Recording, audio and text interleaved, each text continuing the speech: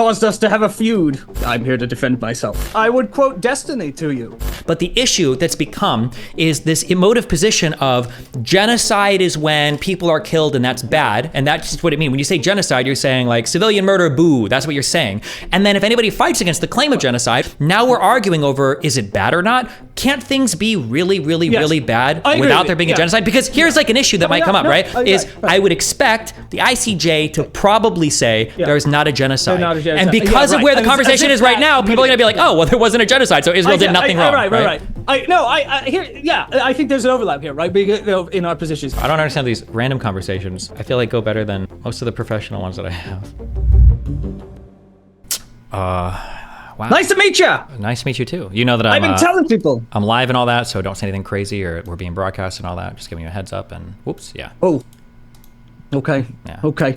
Well, I've been telling people, got my date with Destiny because I accidentally said a thing that caused us to have a feud. Well, not accidentally on purpose, but here we are. Yeah, well, I'm all about feuding with people. Nice to meet you. Yeah, nice to meet you as well. Yes, it's a great joy. Do your people know who I am? Did you say what I do while I'm here? If they know of you, it's only from our Twitter fight, so why don't you introduce yourself? Go for it. Okay. I'm the editor-in-chief of Current Affairs magazine, based here in beautiful New Orleans, Louisiana. I write about politics for print, and yes, I antagonized you on Twitter, and I'm here to defend myself. All right. As best I can. Well, we're all about antagonizing people on Twitter. I do the same all the time. So, is there anything in particular you want to talk about, or do you want me to take the winners? Yeah. Well, why don't we start with what led to us being here? Because I think you had this debate on the Lex Friedman program with Mr. Ben Shapiro, and I commented on X that upon seeing the advertisement, not having seen the video, that my special personal hell is two extremely confident men with a sub-Wikipedia level knowledge of U.S. foreign policy discuss it for 2 hours.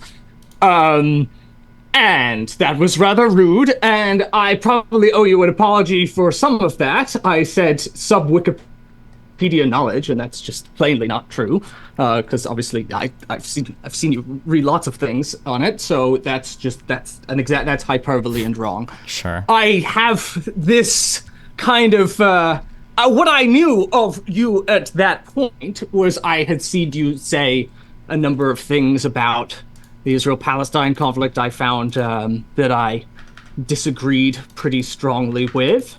And I had found you have a kind of jokey attitude towards some things that kind of disturbed me. I'd seen the clip where you say, it sounds shitty, but I'm pro-genocide. And then you're like, that's just a joke. And I just like, for me, that's like what kind of a joke is that? Jesus.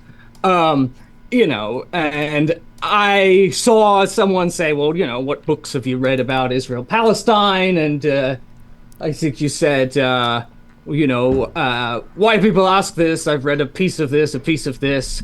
And that seemed to be an admission that the answer was none. And I just didn't really want to listen. I mean, Ben Shapiro is the one I have a bigger problem with out of the pair here, because I think he's a bigot. I think he's a racist. I really think he said some horrible things about Muslims. He's really said, he's explicitly endorsed before the transfer of all the Palestinians out of, the kind of thing that you said jokingly, he said seriously before. I don't know if he still believes it.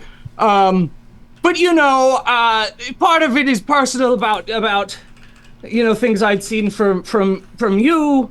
The kind of like Rafat Al-Arya is a trash father, and all that stuff, and things I thought were wrong, which we could discuss. And then part of it's I just don't like this like YouTube style of conversation because I'm a writer. I like a lot of sources and citations, and I just feel like watching two people, as I said, go at it for hours on a video is my idea of fingernails on a chalkboard, and his voice also kind of gets on my nerves. Sure. Okay. I'm sympathetic to a lot of what you're saying. I have a lot of the same types of feelings. I think that the YouTube debate streaming world is pretty much garbage. And when people ask me how I feel about my content, I say most of it is also garbage, because that's definitely true. However, I find that a lot of online content is garbage, whether it's written or spoken, whether there are a lot of citations or none. I find that most of it is absolute drivel and trash. I guess we can talk more specifically relating to, we can do Israel-Palestine, we can do Ukraine-Russia, whichever particular conflicts you want. Israel-Palestine is obviously the one I'm the most read on at the moment, but I feel comfortable talking about Ukraine and Russia as well, or anything in the Middle East in general. The issue that I run into when it comes to a lot of these foreign conflicts is the first thing that people do is they have a political position. And today on the internet, that basically means fuck America. That's like the 95% of what I see on Twitter is the political position. And then from there, all the foreign policy positions will come. So for Israel-Palestine, it's a very easy analysis. The US supports Israel, so fuck Israel and support Palestinians. The historical analyses are often crude at best, or misleading, or counterfactual. Oh, go ahead. Or did you want to? So you, just to be clear, you think they begin with fuck America and then come to the conclusion, rather than seeing like the mountain of corpses and come to the conclusion, fuck America? Correct. Okay. Correct, because the mountains of corpses that we look at are very selective. A lot of attention is being paid to the 30,000 mountain. Well, the big ones. What are the big? What are the big mountains of corpses? 30,000. Yeah. What about the 300,000 in Syria? Yeah, awful. Oh, what about the hundreds of thousands in Yemen? Not a country that we arm. So is that the only difference then? If the United States weren't arming Israel, would all condemnation of Israel stop? It's a very important difference for Americans. I mean, that's why I write about the Israel-Palestine conflict, is because we're directly responsible for everything Israel does. So would you be satisfied tomorrow if the United States stopped funding Israel entirely? You would stop writing about it? You would lose all interest in the topic? No, not if the United States continued to block a settlement of the conflict. Well, no. What I'm asking is, let's say tomorrow, let's say the United States stops funding Israel, and you'd say like, okay, well, I'm not interested anymore. They can figure their own stuff out. My interest in the Israel-Palestine conflict primarily becomes because I think it's such an important domestic U.S. political issue. Otherwise, conflicts that don't have, the U.S. involved, are, you can moralize about them, but you can't really do much about them. And I try and target my writing on things that I can do something about, which is why, I write about the Biden administration's policy towards Israel-Palestine. Sure. Just going to ask one more time, because I didn't hear any answer to this. And I'm asking because you seem to cite that Israel-Palestine stands out more to you than any other conflict in the region. We'll ignore the fact that Saudi Arabia is also funded by the United States and Egypt is funded by the United States. My God. Regardless of that, you said your primary drive for... There's been one of the major left causes, trying to get people to pay attention to the horrors of the Saudi regime. Yeah. You said one of the primary drivers. I'm not trying to say this is your whole position, but you said one of the primary drivers is that the United States is a supporter of Israel. So what I'm curious is if tomorrow Biden was like, listen, we're not supporting Israel at all anymore. We're not going to fund them. We're done with it. Would your interest in the topic be gone? And then would you say like, well, Israel can do what they want? My interest would go down to the level of my, the level to which I write about conflicts that the United States is not involved with around the world. Because I'm not from Israel. I'm not Jewish or Muslim. It's not a conflict that I personally have a stake in, except to the extent that I am an American, and we are deeply, deeply involved with it. Gotcha. Would the moral calculations on how you would evaluate Israel's position change at all, or do you not care about their position? You only care as like a representative or a proxy of the United States? I'm not sure I understand the question then. What I'm trying to figure out is, does the morality of Israel's conduct change? What I'm trying to figure out is right now is in your mind, is the emotive position, is it based on Israel is doing involvement? No. Or I'm trying to figure out is you evaluate it by the same moral standards no matter what. Sorry. Okay, I think there was a little bit like there. I'm trying to figure out is your issue right now basically that Israel is doing something bad, or is it that America's friend is doing something bad? I think that's what I'm trying to tease out or figure out. Well, there's no difference between those. Okay. So there's just no. We're talking about a situation in which something horrific is happening, right? A lot of people are starving to death. I've heard you question that a lot, but Sure. it's Well, that true. statement that you just said is not true. That a lot of people are starving to death. That's not true. At least not yet. It might become true as the days continue on because the humanitarian Wait, situation. hang on a minute. Wait, you said that the statement "a lot of people are starving to death" is not true. Yes. Interesting. So I if mean, you had to do want guess, me for to- instance, how many people do you think were starving, we'll say prior to October 7th? How many people do you think starved to death on the Gaza Strip? Well, not many actually, because that was actually part of Israeli policy: is don't starve them, keep them, just fed enough, right? Do the calorie count so that we don't actually have a famine in Gaza. This was the official Israeli policy. Like, how do you make sure they don't starve to death? So to be clear, that's just fed enough to have a 30% obesity rate. That's just fed enough for the population to double in like 20 years. That's just fed enough to... Yeah, there are extensive. If you want reports on the effects of the blockade, I can send you plenty. I've probably read most of them. That's okay. I don't need the reports. Just to be clear, the metrics of the Gaza Strip put them at a development that is about on par for the region. And I'm looking at the Gaza Strip because there are a lot of people that will play games and look at Palestinians as a whole and combine it with the West Bank. The West Bank tends to do better than the Gaza Strip, but the Gaza Strip is not, as is often described, a concentration camp, an open air prison, being starved to death. Oh well, this is an interesting point. I'd like to dwell on this because Sure. I did see that. On this question, this open air prison. I mean, the term concentration camp obviously is not one that I try not to use. I mean, internment camp maybe is more accurate. The term concentration camp does conjure up images of the Nazi death camps in particular. But one of the things I noticed in the argument that I've heard you make a couple of times is, people say Gaza is this open air prison. However, and you cite the Coleman Hughes blog where he says, look at the development indexes. It's not. It's similar to other countries in the developing world. And I was interested in that because I just didn't think it was relevant to the question of whether or not it's an open air prison. I mean, I've visited prisons that the life expectancy might be the same on the inside as on the outside. The amount of food people get might be the same on the inside as on the outside, but it doesn't affect whether or not it is or is not a prison. That's about conditions of confinement. Right, that's about whether people can leave. That's about whether people stay or go. Not really anything to do. If you said of the Japanese who were being interned in the United States, well, look at their life expectancy. It's the same as Mexico. I think people would find that a very weird argument that they weren't in fact in an open air prison. I mean, it just seems to me to be entirely separate questions. One having to do with degree of freedom, degree of control, and the other having to do with the effects, the number of effects. And there are, particular kinds of effects. Obviously, people in Gaza weren't starving to death before. Now they are starving to death or on the brink. We're seeing warnings from every single human rights organization and that the deaths have begun. I don't think it proves that they're not an open-air prison. I mean, So the issue that I have when I do conversations relating to especially Israel-Palestine, but it applies to everything, including domestic issues in the United States, is that when people favor more extreme descriptions of what's actually happening than what's actually happening, what happens is the entire debate, rather than trying to figure out how to alleviate situations on the ground, the entire debate switches over into arguing about the more extreme uses of whatever euphemistic language is being employed to make a person feel good, if you will. Sure. So when we say, for instance, that Gaza is an open-air prison, that is not meant to imply that it's just because movement out of the country is restricted.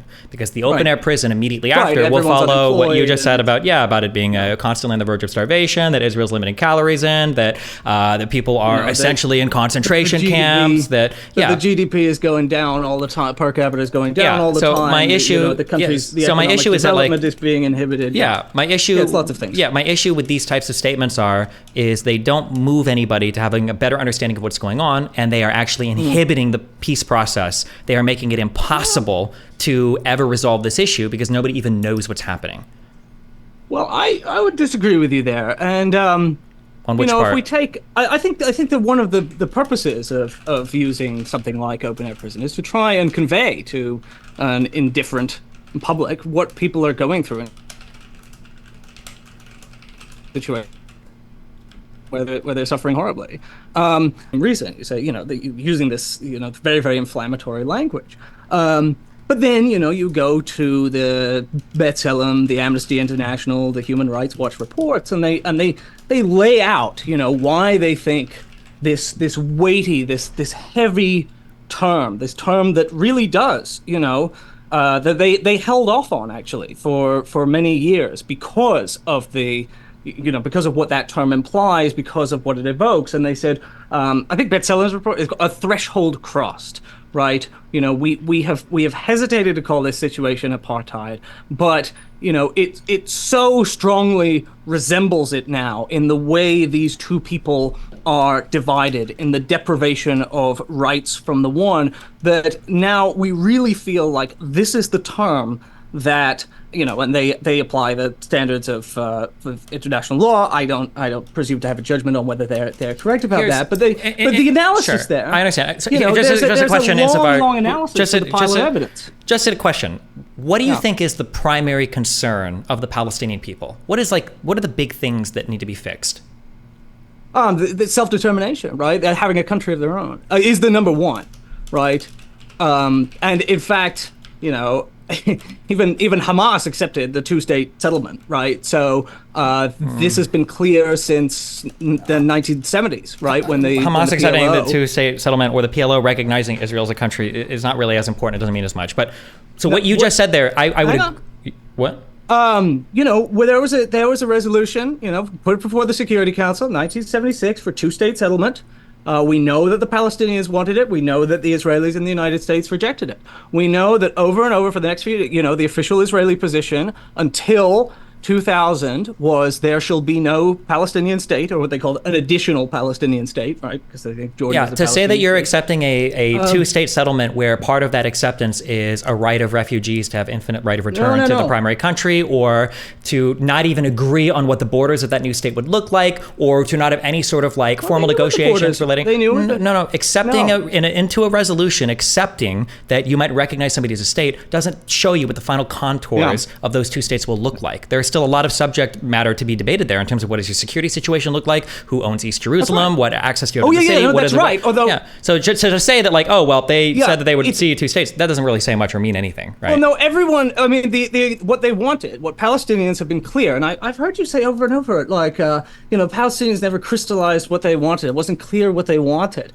even though it's been extremely clear what they wanted, right? Which is that they wanted a state based on the 1960s. Now, before you get to that's unrealistic, right? The question of whether or not their demands were clear. A state roughly on the 1967 borders with some adjustments, sovereignty over East Jerusalem and the right of return, which, of course, as the negotiations went by, what they wanted ultimately was a more symbolic right of return, and this is what they're willing to negotiate on, is, well, if you acknowledge that Absolutely we have the not. right, but then we have a pragmatic solution. After Taba, the negotiators explicitly said, in response to Clinton parameters, that we will never give up. We would never be the first one to sign on to giving up our right of return. The idea that Giving Palestinians up have the ever right. said... the idea that... They never wanted to give up the right. Correct. But in practice, they were willing to agree to a settlement of, if you don't give up the right, then there is no final settlement. That means it's always an open door for future negotiations, which would obviously be unacceptable for a variety of reasons. I don't think so. Well, that's fine, but every single negotiator that was involved in Camp David and Taba would disagree with you. These were intentionally kept open. No. I mean, I've just been going back and reading a lot of the articles on this, and because I heard you say, the Palestinians are always walking away. The Palestinians are always walking away, and it's just not the case. They got first off. Obviously, until 2000, Israel was very, very clear that there would be no Palestinian state. There would be, as Rabin put it, something less than a state, right? No state. No state for Palestine. The Palestinians are asking for a state. They can't have a state.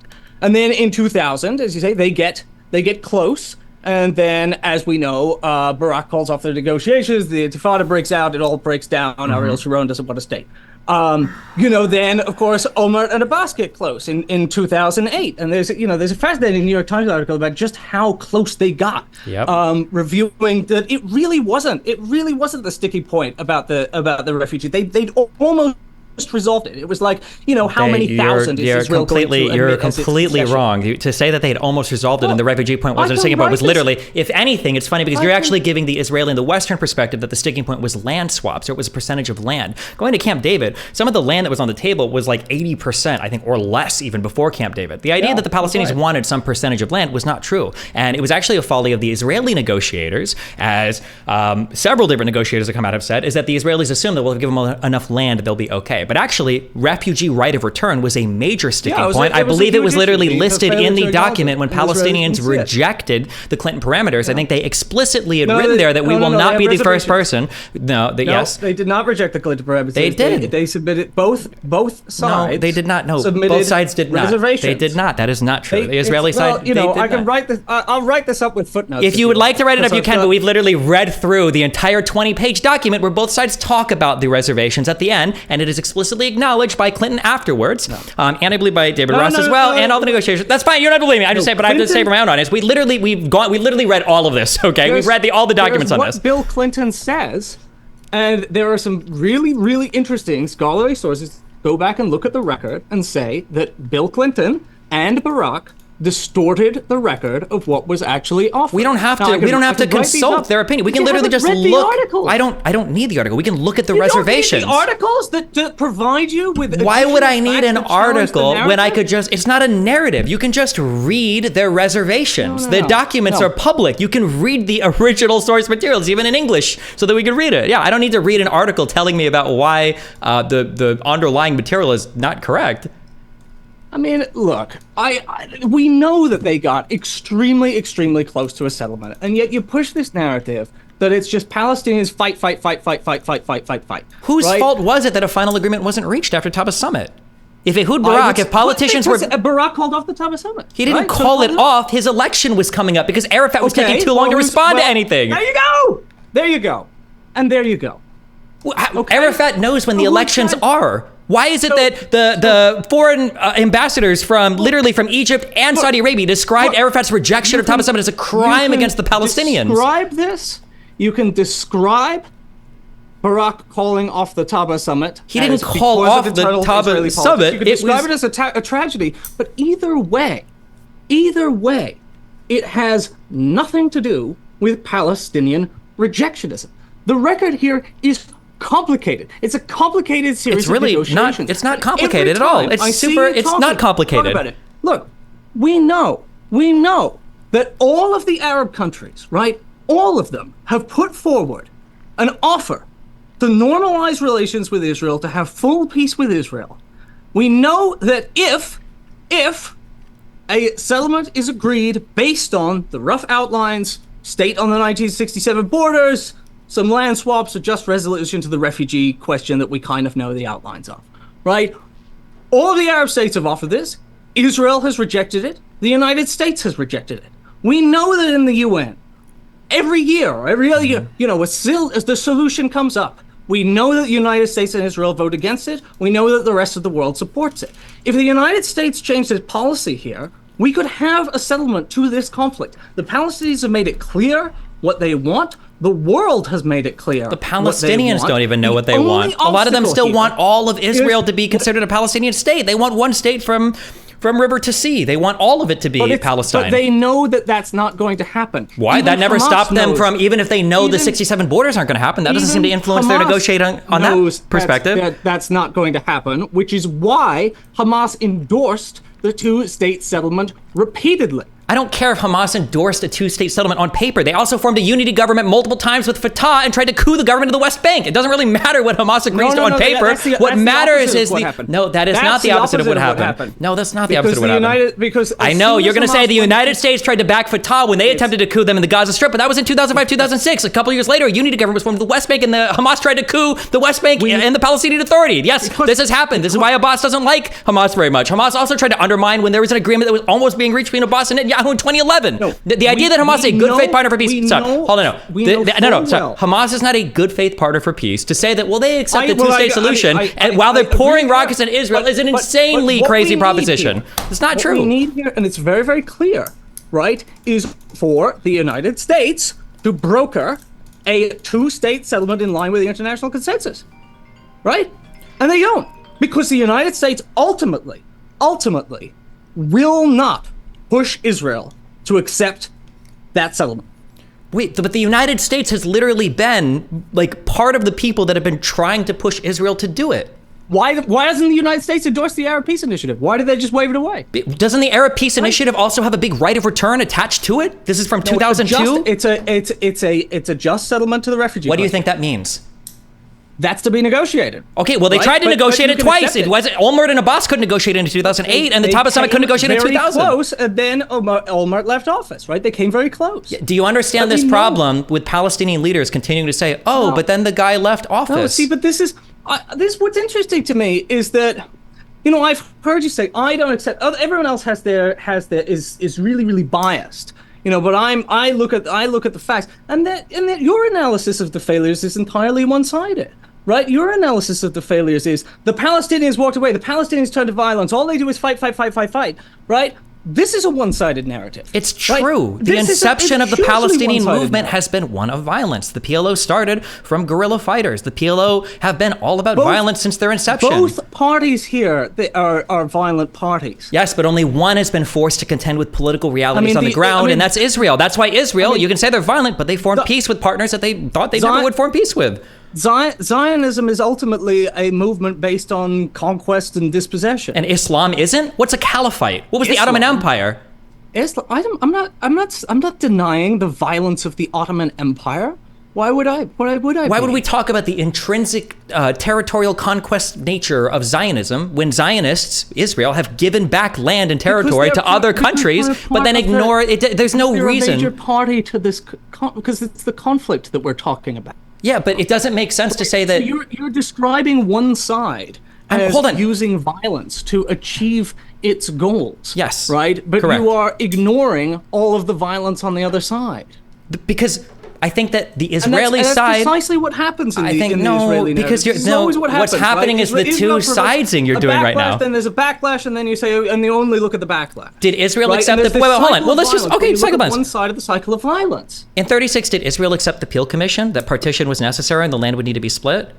Yeah, with, by the way, a provision to kick a bunch of the Arabs out of the proposed partition. Because the Brits had said that it seemed like it was an unworkable thing, right? Well, there you go, right? It would have involved violence. It would have involved transfer of people off of property, not necessarily violence. It wouldn't have involved violence, just a light transferring of some people off some property. Best not to look at how that happened. Well, how it happened was the Arabs started war after war after war after war and lost and lost and lost and lost. I mean, like the 36 acceptance of the Peel Commission would have been less violent probably than the 36 to 39 Arab uprising. The acceptance of the 47 partition plan probably would have been less violent than the 47 Civil War. The acceptance of the 48 borders probably would have been less violent than the 48 to 67 tension. The acceptance of the 67 borders would have been less violent than losing all the territory by 67. Like you can try to say over and over again that like, oh my God, like this is violent or whatever. But the reality is all of this violence is instigated on the Arab side because they didn't want an Israeli state to exist there. Right, because why didn't they want an Israeli state to exist there? Because they feared correctly that any establishment of a Jewish state in the land of Palestine was a stepping stone to the total takeover of Palestine and the total dispossession of the Arab minority. And we have tons of sources to show that it in fact was. That the transfer rhetoric, contrary to what you and Mr. Morris put forth. In fact, I opened Morris's book after your debate to see, whether he was right that the transfer only resulted, the transfer idea only grew into consensus as a result of Arab violence. And it turns out that's not, in fact, what he said. He said not only is that not what he said, he's never said that ever. He explicitly says it's not monocausal because Benny Morris is a historian that realizes things don't happen for one reason. He understands that. I mean, he writes in a book. People should read it. That the fear of dispossession and transfer was real because the map that the Zionists put forth of the territory they wanted to turn into the Jewish national home was all of Palestine. Okay, so here's a question. If they were That's what worried, they wanted. if they were worried about that expansionism happening, why didn't they accept the 47 partition plan to limit exactly the borders of where the Jewish state would be? Because they feared that it was a stepping stone to the complete takeover and that it was not meant honestly. That this was so that's fine. So if they feared this was the establishment of state, but that ultimately the map would look like this, which is the 1919 map of the Zionists, the Jewish national home, which is everything, right? They'd seen the same stuff. Okay, right? so They'd then seen if the same they, so stuff. then if they knew what the that's long-term great. plan So if was. they feared that, then you're laying the groundwork for all of the Arab violence and rejectionism that would follow. You're giving the arguments. This is why they would say, and because they feared it, they tried to go to war with Israel over and over and over again to expel all of them from the continent. Right, but the fear was quite justified. Really, was it, or was the fear self-fulfilling? Well, no. They knew that. I mean, they could see the map. Oh, well, so did Israel have more or less territory after the 48 war than they would have had if everybody just accepted the 47 partition? Yeah, no, they had more. So they got more territory in They used the response to opportunity. Arab aggression, correct? No, it's not. It's not Arab aggression. Really? Right? In It's not 47, there aggression. wasn't a civil war that started after the Arabs rejected the partition plan? In 48, there weren't 6 different countries that tried to invade Israel? They would. I mean, their characterization. I think it's a fair one. Right? Is that the takeover of their land is the aggression?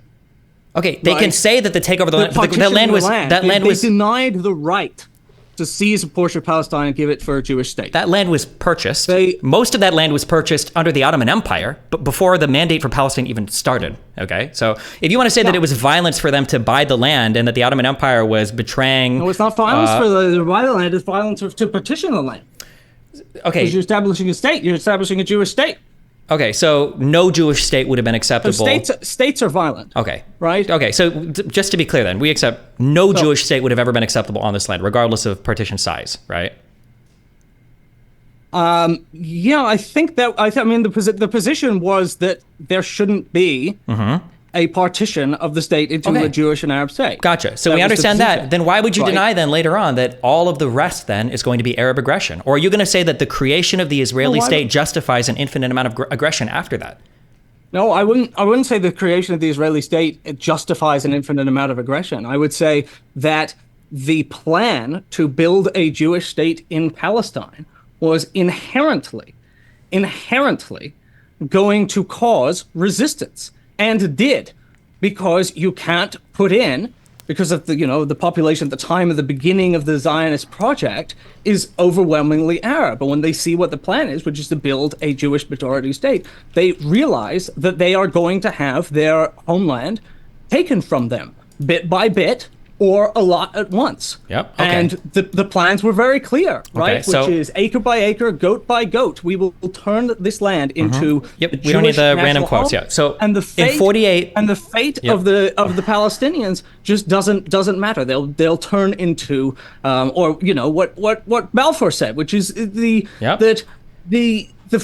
importance of the project I of understand. building the Jewish homeland So is early, so much yes, more I don't know important why than we what need the happens quote these to Arabs. reinforce this. So you said initially bunch of that Arabs. people will go back from one thing to one thing to one thing and then stop. But it sounds to me like you are using the creation of the state of Israel to justify basically endless violence after No, the fact of the no. matter. Okay, so then And we can that's- agree I- then that's we a can agree complete- that in 40 that- how in any Okay, way, it's a simple- it's in such a any simple, way easy have I question then. said that violence is justified? Okay, so then at what- no point. So then At no point. Okay, in 47, did Israel expand their boundaries past the partition line, what they would have agreed on, in response to Arab aggression because of their creation of their state? What I'm saying to you Are you is not going to? that Okay, I just wanted to be aggression- clear that you will No, not answer I'm any of the explaining to questions. you No, you're not why- explaining. You're trying to weasel around the question. You won't answer anything. It's a very simple question. Excuse in me. 47, when the rejection of the partition plan happened, did the civil war that started to expel the Israeli people, think you and then can did the answer that question, because I don't think that the aggression, that who is the aggressor party, has a clear answer. You can't answer a question that doesn't have a clear answer. So my answer is there is no answer. So we're just in a morally nihilistic black hole. Because earlier you were saying the creation of the Israeli state was aggressive. The situation there is morally difficult because you can see the moral justifications for Zionism. And I agree with you. You can also see, if you are not one-sided, the moral justifications for the resistance to Zionism. I agree with. I don't even disagree with you, and I've said plenty of times. I understand Arab frustration. Every time I hear you talk about this, is it Palestinian violence, the Palestinians just fight. We have a situation in which there are two compelling moral claims, and we have to come to a just settlement of the issue, and the United States refuses to put pressure on Israel and allows Israel to continue the takeover, the slow takeover of Palestinian land, the building of Greater Israel, and the shunting of Palestinians into little tiny secured zones. That's the nature of the conflict today. Gotcha. Okay, so we skipped ahead by about 80 years. So I don't disagree with you that the importation of a bunch of European immigrant Jews probably irritated Arabs in the mandatory Palestinian area. I definitely agree. I think that a lot of them were hoping they would get a state to themselves afterwards. Obviously, it didn't turn out that way. So I agree that there was a lot of frustration there, and understandable frustration, okay? But we don't have to normatively load anything. We can just look at what happened. We see the facts on the ground. After they rejected it in 47, they went to war to try to kick out the Israeli people because they didn't like them there, because they felt like they didn't belong there, which is, you can argue that they're afraid of it, but they started the war, and then they lost that war. And then in 48, a few months later, all of the surrounding Arab states tried to go to war because they wanted to see what territory they could grab. And then they lost that war. In 47, Israel expanded its borders a bit. And then in 48, they continued to, in response to Arabs going to war with Israel. If they had accepted the partition plan in 47, then Israel wouldn't have expanded. That's all I'm saying. Okay, then we agree with that. That's fine. Okay. I don't see what we've proven here. Well, because initially you claimed that the Zionist project is some extremely territorially expansive project, which to some extent I can probably agree with. However, that's fine. I can present you with endless. You want all the historical documents? No, I'm not. About, hold on. We're not. Why are we doing this right now? Why are you doing this right now? Can I just finish my? You don't need the. I don't need quotes. You seem like you understand the issue. I don't need the quote from you. We can just talk. We just talk like human beings. And supplanting the Arabs. I understand. Okay, do we disagree about that?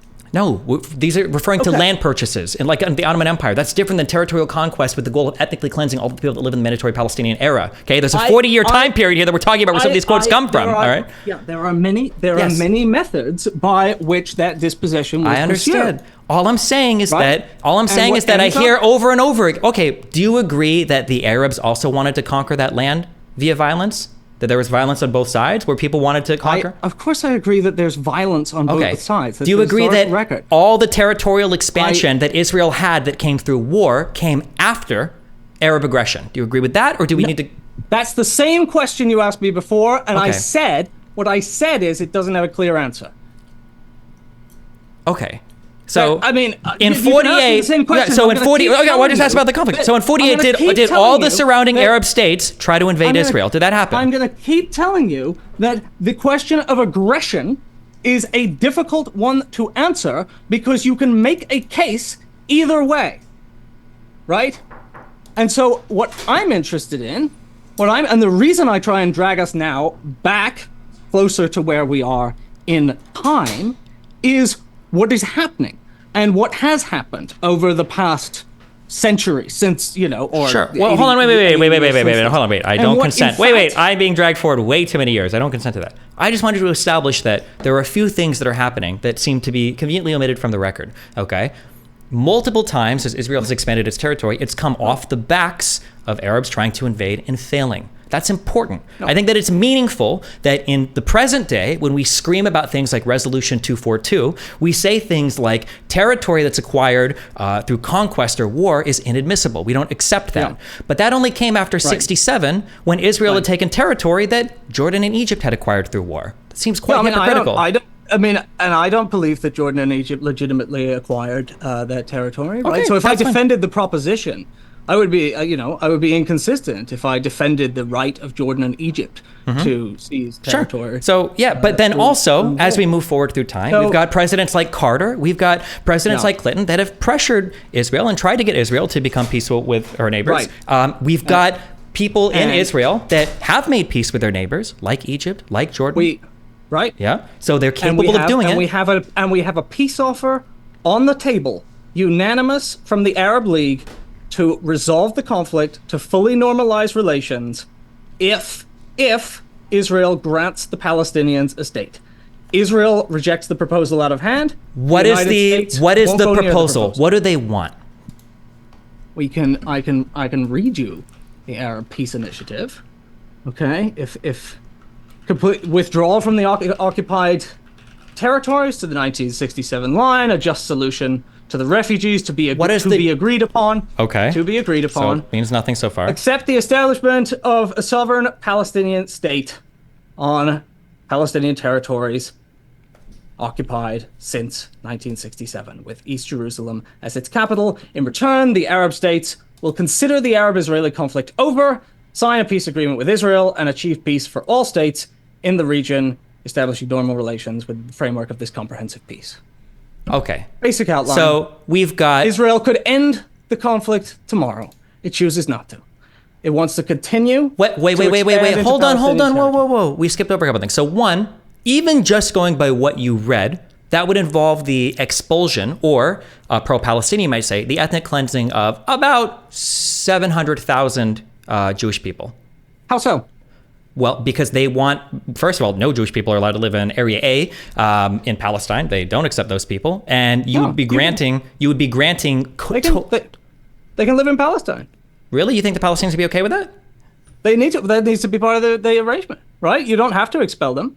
You think the Palestinians would be okay creating a state where they have to accept 700? I think the settlers would have much more of a problem with it than the Palestinians. You think so? I just want to hear you say this. You think that Palestinians would be okay creating a state where they have to accept 700,000 Jewish people as their fully fledged citizens, full and equal rights? We know that in practice the number is going to be quite low, right? Because we know that there's going to be a lot of territorial adjustment in order to minimize the extent to which that happens, because everyone wants to live in their own state. Okay, so then you've rejected Part A then, which was the complete withdrawal to the 67 lines, because that's with no land swaps or territorial adjustments.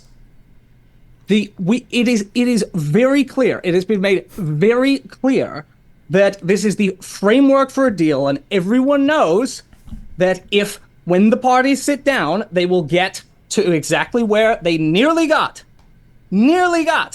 several times. And they nearly got there.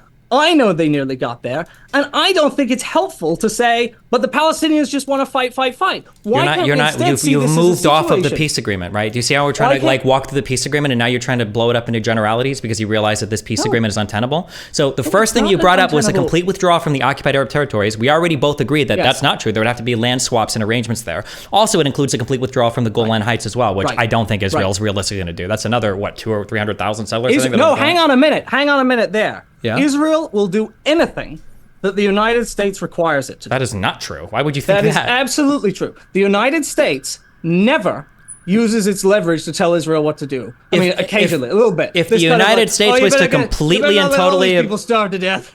No, Israel doesn't need the United States. Israel doesn't need the United States to survive. We provide a decent chunk of change for their military budget, but other than that, Israel can survive without help from the U.S.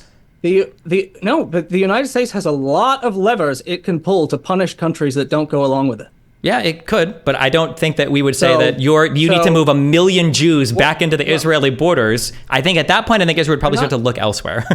I don't think there's any proposal. I don't think there's any proposal that's been involved moving a million Jews. I don't know what you're going to do with the West Bank, with the Golan Heights. You're gonna so if the Golan Heights goes back to Syria, everybody's leaving their place. If the Area C goes back to the Palestinians, it's already, you can't be a Jew and live in the Palestinian territories. I don't know why you would think they would change that law, or if you would compel them to do so. Of course, you can. If the United States finally vowed to sit down and resolve this conflict, they tried to. Clinton tried to. Oh, come on. It happened they got so close, and then Clinton left office. Yes, because correct. That is the strategy of the Palestinians, is you always wait until somebody is about to leave office. You say, I can't do anything. Happened in the last, come on. I mean, why can't you just be fair to both sides? Why can't you assume, why this? It's crazy to me, because you're Mr. both sides have these like one-sided narratives, and then it's just like the Palestinians, the Palestinians, the Palestinians. Well, let's And see. Israel it's has just not managed the to make, case. because Israel has managed to make peace with a lot of their surrounding neighbors, and it seems like the Palestinian point is a big sticking point. The Palestinians. Yeah, So yeah, let's 'cause they're see. occupying So let's it. see. But let's think about this. So if Israel's been able to make peace with their neighbors, and if Palestinians Yeah. are hated by a lot of their neighbors, what is like the common denominator here? Wait a second. Is it, the reason that Israel and Palestine have not made peace is because Israel is literally keeping the Palestinians under a hideous occupation regime, and the Palestinians fight back. I don't see what and Because Palestine wants, yes, but to Palestine the and occupation the is Palestinians have said since the 1970s we want a state, and Israel we want has all of said Israel, up until all of 2000, Israel. You can't have a state. all of Israel. No, That's what they no. wanted. In fact, Well, okay. this is not true. Well, just hold on, In wait, fact- before we in even fact, go it was forward, wait, because you known brought up this in Arab League, 1970 you brought up this Arab League thing, right? So point A was literally the withdrawal from all the Arab occupied territories, including the hang Golan on. Heights, but also part B, was- what was the solution to that refugee problem? It was, yes, it's left vague. No, it's not left vague. It was in accordance with just- Resolution 194, which Yeah. calls for a right of return to the no. place that they lived in. Yeah, right. But everyone knows that the right is going to be affirmed rhetorically, and that actually Do what's they? going to be worked out is a pragmatic solution. Right? I mean, Do they recognize that? yeah, I'm pretty sure this is well understood. I don't think so. I think we're very, very close. But the problem is that, again, Israel, for very brief periods, has accepted the idea of a Palestinian state, right? Up until 2000, completely rejected. Even though from the 1970s, the Palestinians were in favor of a two-state solution. In fact, we know that as early as 1973, the United States had concluded that the PLO in no way seeks the destruction of Israel, but accepts it as a sovereign state, and its main goal is the creation of a Palestinian state. Yes, and after the PLO accepted that, Arafat literally was going around the world making speeches about how this was just like the Treaty of Hadaya or whatever, and this is just step one for us to take over all of Israel. And everyone. yeah, this is Yeah, what but happened. well, hang on a minute. Do we assume that all parties' rhetoric are their true position? Because if we do, then the Likud position has been since 1977. We are going to take over all of this land. It's all Israel, right? And no Palestinian state. So all of the stuff about them wanting a two-state solution is also a big lie. Sure, but Right? then, thank God, what can we do? Wait, what can we do? We can analyze the actions of the states or of the entities, and we see, well, how have they acted? Yeah. And we can see And that Israel, indeed. despite making insane claims in the Indeed. past, And we has can generally see- only taken more territory in response to aggressive actions by their neighbors, and generally is willing to give territory back if it means peace, which they've done. They gave the Sinai back to Egypt. They were willing to give the Golan Heights back to Syria. The Palestinians Why are have they never willing to accepted give a peace. Palestine back to the Palestinians. Because that statement in and of itself is already incredibly vague, but also two, because Palestinians don't have a clear demand of what they even want. And an infinite right of But return see, that's is not never going to true. happen. You say, but these are two different points here, right? Because the one point is they don't have a clear demand. And the second is Israel will never agree to that. So, Sorry, hold on. Let me be more clear. They don't have a clear demand that comports with reality. Yeah. What the demand is. But see, that's a different point than the point you made. You said the Palestinians, they don't know what they want. It's very unclear. It's actually very, very clear. It's a settlement in conformance with the Arab Peace Initiative, roughly in accordance with the Geneva Accords, with all the UN resolutions about a two-state solution. It's pretty clear. Now, your argument is Israel will never do that. And Israel will never actually accept 6 million Palestinians going moving to- back into their country. Correct. That is correct. Well, I'm not going to argue. Israel. Again, that's not. I agree with you that that's not going to happen. But that's not on the table. But that's what Resolution 194 calls for, which is part of the Arab peace process that you keep referring to. No, I mean, This is like, I by the think we're way, gonna go the round- Arab peace thing that you're referring to, this is 22 years old, so it doesn't seem like we've gotten any no, closer. they reaffirm it. Yes, they reaffirm it, all but the it time. started like in reaffirm it all 2002. the It time. started. This is a Presidents- decades old United States proposal. presidents are, well, because the demand has, again, the Palestinian demand has actually been pretty consistent for, decade upon decade upon decade. It doesn't really change. It's a demand for sovereignty. It's a demand for self-rule. It's a demand to get out and stop having checkpoints between me and the hospital and the school.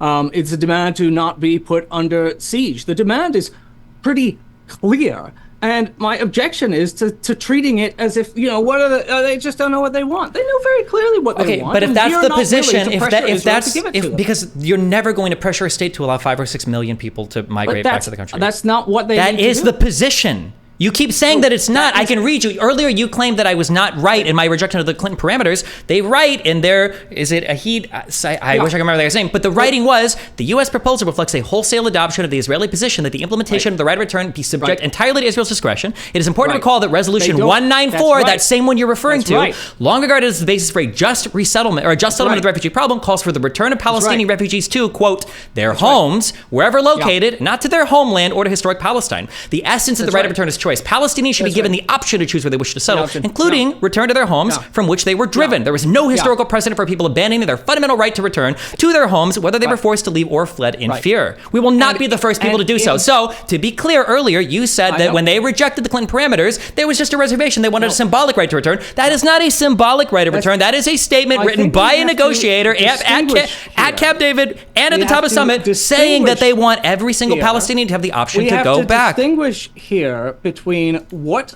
parties to a negotiation say in the negotiation and what they would ultimately be willing to accept at the end of the course of the negotiation. And so if we lay out what people say at stage A, B, C of the negotiation, and we say, look, at point B, they said they want this. Therefore, there is no compromising with them because what they're demanding is this. We misunderstand how negotiations work. And I think there is a lot of evidence that, in fact, there was greater flexibility than was assumed, and that what really the Palestinians needed was an acknowledgement of the right, and then a pragmatic solution to address how that right would be implemented. I don't think you can cite a party's negotiating position as its final offer. Then why didn't they put forth a final position on it? Because the summit ended. They had Camp David. They had from Camp David to the Clinton parameters, from the Clinton parameters to the Taba summit. So what? It's just never going to get solved if they always choose to approach these conversations at the end of electoral terms of U.S. presidents or prime ministers? No, U.S. presidents choose to approach it at the end of their terms. Most of the peace processes that have happened. The Oslo Accord started on a track independent from the United States, started secrecy. Bilateral agreements with Egypt started in secrecy. Yeah. Discussions from the Madrid Peace Conference with the Jordanian king happened in secrecy. The idea that the United States needs to be present for these conversations is ahistorical. That's not true. Well, they can negotiate these on their own if they want to, but every single time when Israel has an offer, we'll do this, the Palestinians say no. Okay, well, what if we give this? No. Okay, well, what if we give this? No. Well, what if we give this? No. And then you're saying, well, it's just because they haven't gone far enough. Well, how far do they need to go? Why doesn't the Palestinian side ever say, this is what we want, and if we have this satisfied, we'll agree with this? The position of the Palestinians has tended to be that how far they need to go is the granting of the Palestinians of the rights they feel they are entitled to under international law. That's what the Palestinians feel the Israelis need to go to. They don't actually see that much room for negotiation. It's a little bit. And so they're waiting for Israel to acknowledge that a wrong was done to the Palestinians and to fix that wrong. Now, I know your position is they're never going to get that. And that's fine that your position is that they're never going to get that. It might be unrealistic. Sorry, my headphone cord is falling out here. I can't hear you. If you're saying anything, I can't hear you. Oh my God. Okay. Where are we? Okay, so then I guess the question would be, is if we wanted to push these sides to a resolution of this issue, what gets them closer to a solution? What gets them closer to a solution is the United States saying, look, this violence is hideous. It has gone on now for a century. A just settlement has to be achieved. It will be endorsed by all sides. This is And we know the outlines of what that settlement would be. Which is a full right of return, complete withdrawal to 67 borders, 500,000 some Jewish people back into... formal acknowledgement of a right to return. Israel saying a wrong was done to the Palestinians. We recognize their right. And in recognition of that right, we will admit so-and-so how many much to... if that was all it took, then why did Abbas walk away from Olmert's offer? That I think was the most... Olmert left office. Yes, but Abbas didn't accept anything. It's always just like, oh, well, and then they left office. Why not accept something? Negotiations take time. And when presidents leave office right near the completion of the agreement, it tanks the agreement. If the negotiations take time, why don't the Palestinians work on them and then approach the Israeli prime ministership and say, hey, this way we're going, let's figure this out, instead of waiting for Israel to do everything? No, I mean, Abbas, what they have the agreement. They know what they want. They have their demand. Okay, so you think that the agreement has to be, it's got to be the... Why would Israel give... I mean, Israel has no reason right now to give Palestine a state because they have been perfectly content with their current plan of just slowly, bit by bit, acre by acre, take over all of historic Palestine and, fence the Palestinians off. There's nothing pressuring them to agree to this. Which is why Netanyahu has always made it clear that any endorsement he has of a two-state solution is totally fake. I mean, it's completely fake. But why don't you call out him for his totally fake endorsement of a two-state solution? Why don't you call out all the Israeli leaders who, up until 2000, completely rejected the idea that Palestinians should govern themselves? Well, who says they don't? Do you think I sent for Netanyahu on my stream? Well, what you've been blaming the Palestinians? Because there's no shortage of condemnation for Israel, and there's no shortage of international support for the Palestinians. That's the issue. Wait a second. Well, there is a shortage of international support for the Palestinians, namely from the one party that counts, which is this country, right? This country. We contribute more aid to the territories of the West Bank and the Gaza Strip than any other country on the planet. They're some of the highest per capita aid recipients in the world. We don't need to provide handouts to the collaborator government to keep it afloat. What we need to do is facilitate the establishment of a sovereign Palestinian state. We should recognize Palestine in the United Nations, like most of the world does. And you think that recognition means it has to be full 67 borders? It has to be... No, there needs to be a negotiation to take place to establish the final contours of the Palestinian state, but it needs to be agreed. What would be different? What would be different that they would need to agree on? Like, what would Israel need to offer that they didn't offer after the Taba summit? Again, they ended the Taba summit. Yes, but that was because there wasn't an agreement reached. It ended. Again, you need to pick up. You need to pick up there, right? I'm asking you, at the Taba summit, Israel was agreed to offer yes, it was almost 100% of the land by the end. It was a $1 billion, I think, international fund set up for Palestinian refugees. Right. It was the acceptance of some 10 to 50,000. I really do think that is close to what the ultimate settlement of the conflict should be. So it needs to be facilitated. Okay, so Taba wasn't enough. 2008 wasn't enough. What are we waiting for? We're waiting for the United States to change its policy of supporting Israel regardless of whether Israel continues to slowly seize more and more of Palestine and make it more and more difficult to establish a Palestinian state. So then in your position, even though Egypt, Jordan, and every other country more or less was able to figure this out without the United States, the Palestinians are doomed and hopeless unless the U.S. comes in and takes the reins. That's a pretty good description of reality.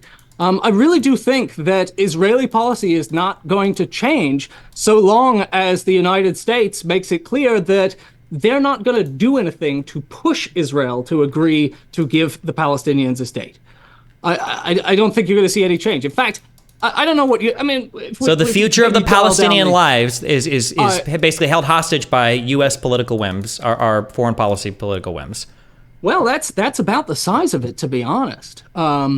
It seems pretty clear that I don't know how you see the future of this conflict. I'd be interested in that genuinely, but the future that I see unfolding is that Israel is going to continue to tighten control, right? They're going to maybe not establish settlements again in Gaza, maybe not, right? But certainly keep it under, military rule with buffer zones and what have you.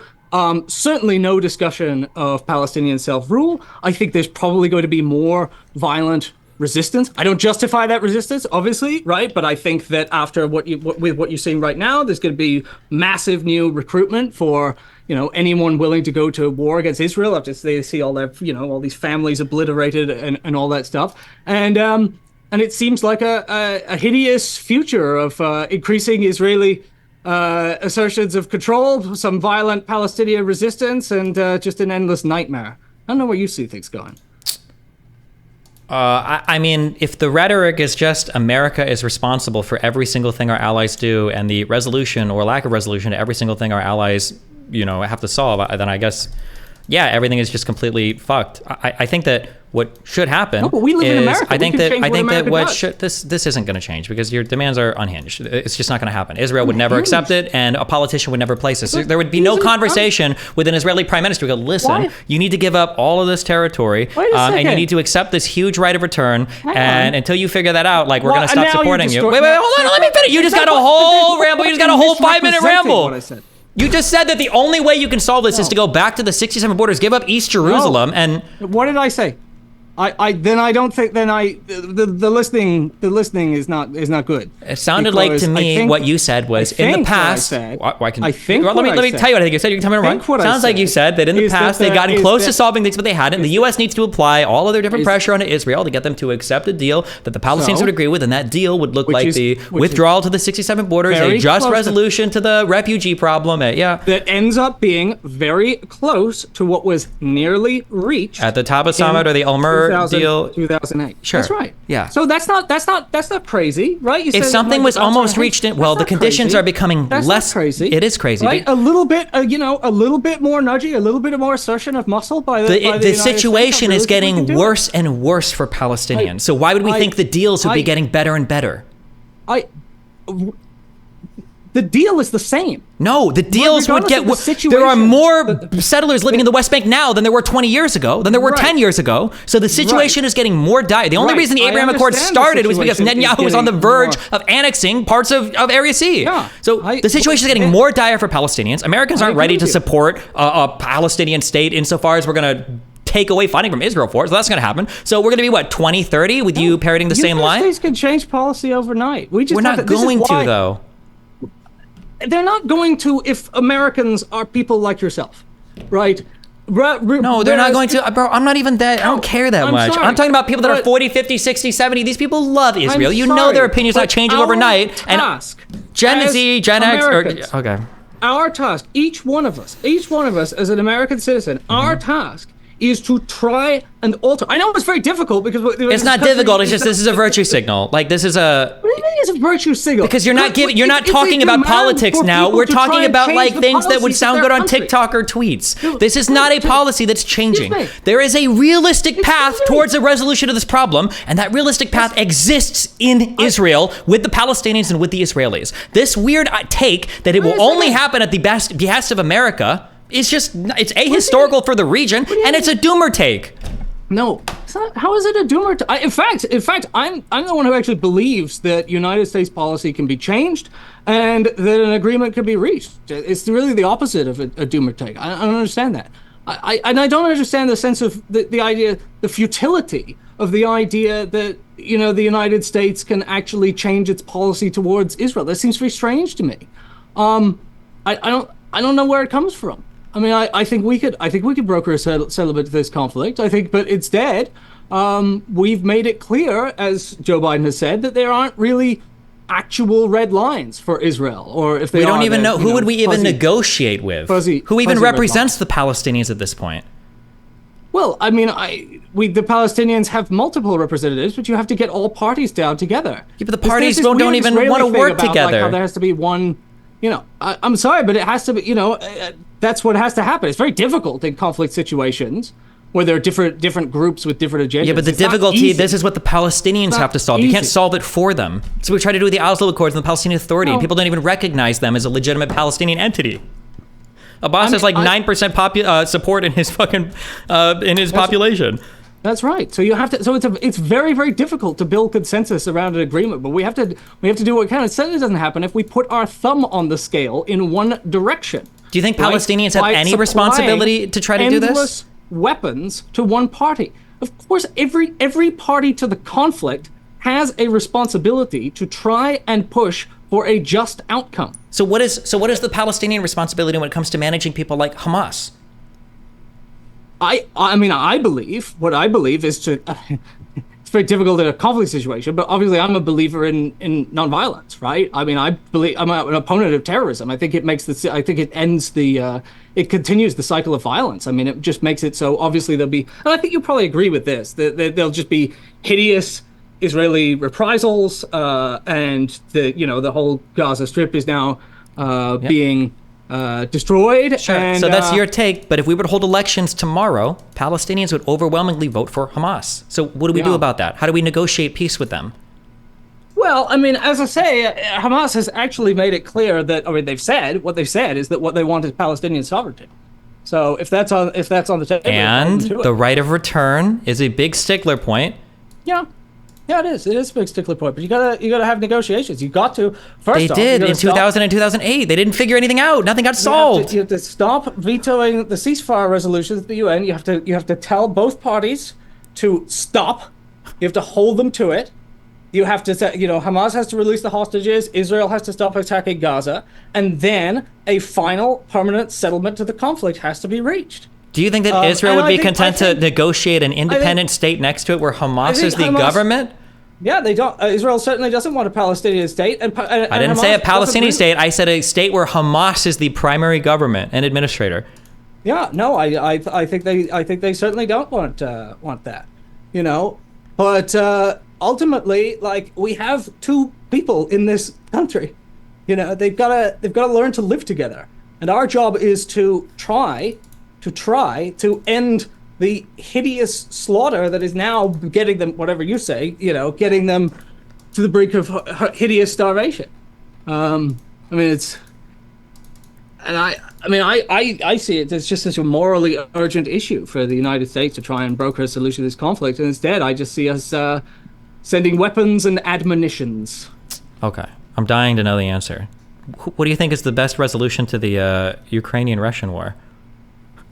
I don't know. It's tough, right? Isn't it tough? Do you ever? What do you think a just resolution would be if you could snap your fingers? I mean, a just resolution would be that Russia would leave Ukrainian territory, right? Because it's an illegal occupation and annexation. I mean, I'm anti-occupationist. I think I've made it quite clear over the course of this conversation. Okay, I respect that. I respect that. So, but I mean, I wonder how you feel about what realistically, obviously, given that Russia is a nuclear armed power, what realistic outcome this conflict could have that wouldn't involve Ukraine giving up territory?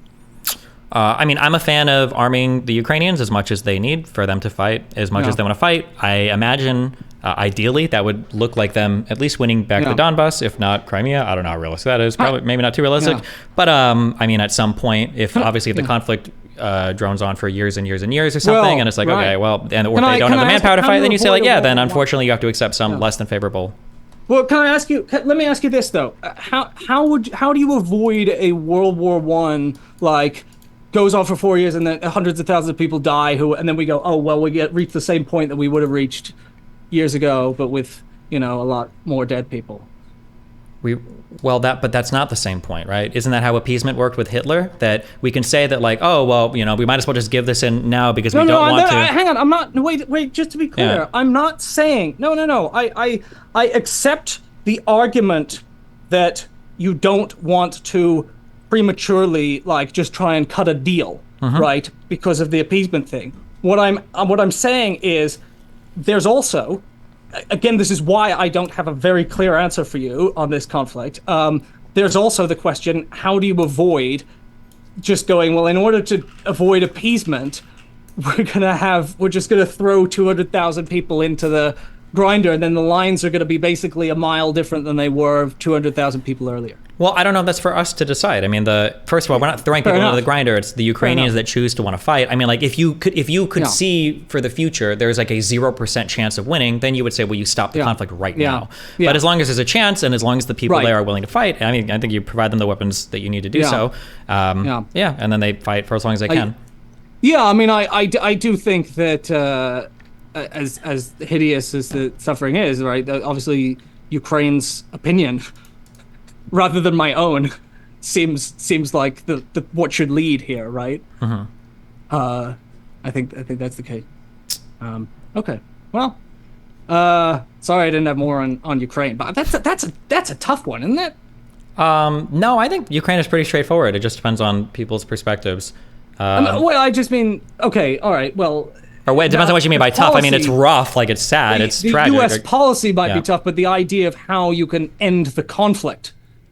Because the original question. Well, I think the issue, and I mean, this kind of plays into the Palestinian-Israeli thing too. I think the issue is too many people. Well, I think you'll agree with my take. Too many people look for peace instead of justice, because there's a lot of ways to end conflicts peacefully. So, for instance, Netanyahu in Israel prefers, is it MLK that said like the uneasy peace where there's the oppression of one people? Netanyahu and Israel would prefer the peace of the status quo where they just kind of like continue to move forward. Whereas I think people on the other side would say, peace. Well, it's I mean, uneasy October 7th, sure, but I'm saying that like that peace is preferred to like the full-on war, but people would say that like, well, the peace doesn't mean anything if it's not a just peace. So for Ukraine, I imagine that them saying like, oh, okay, well, we just want peace, and it's like, okay, well, then you lose, Luhansk, and I don't know how much even more territory would necessarily be taken past the Donbass even, and then Crimea, and that's your peace. That probably doesn't feel very satisfying because, well, that might be peace, but it's not justice, and I think that people tend to push more for justice than just a peaceful resolution. They should tend to push more.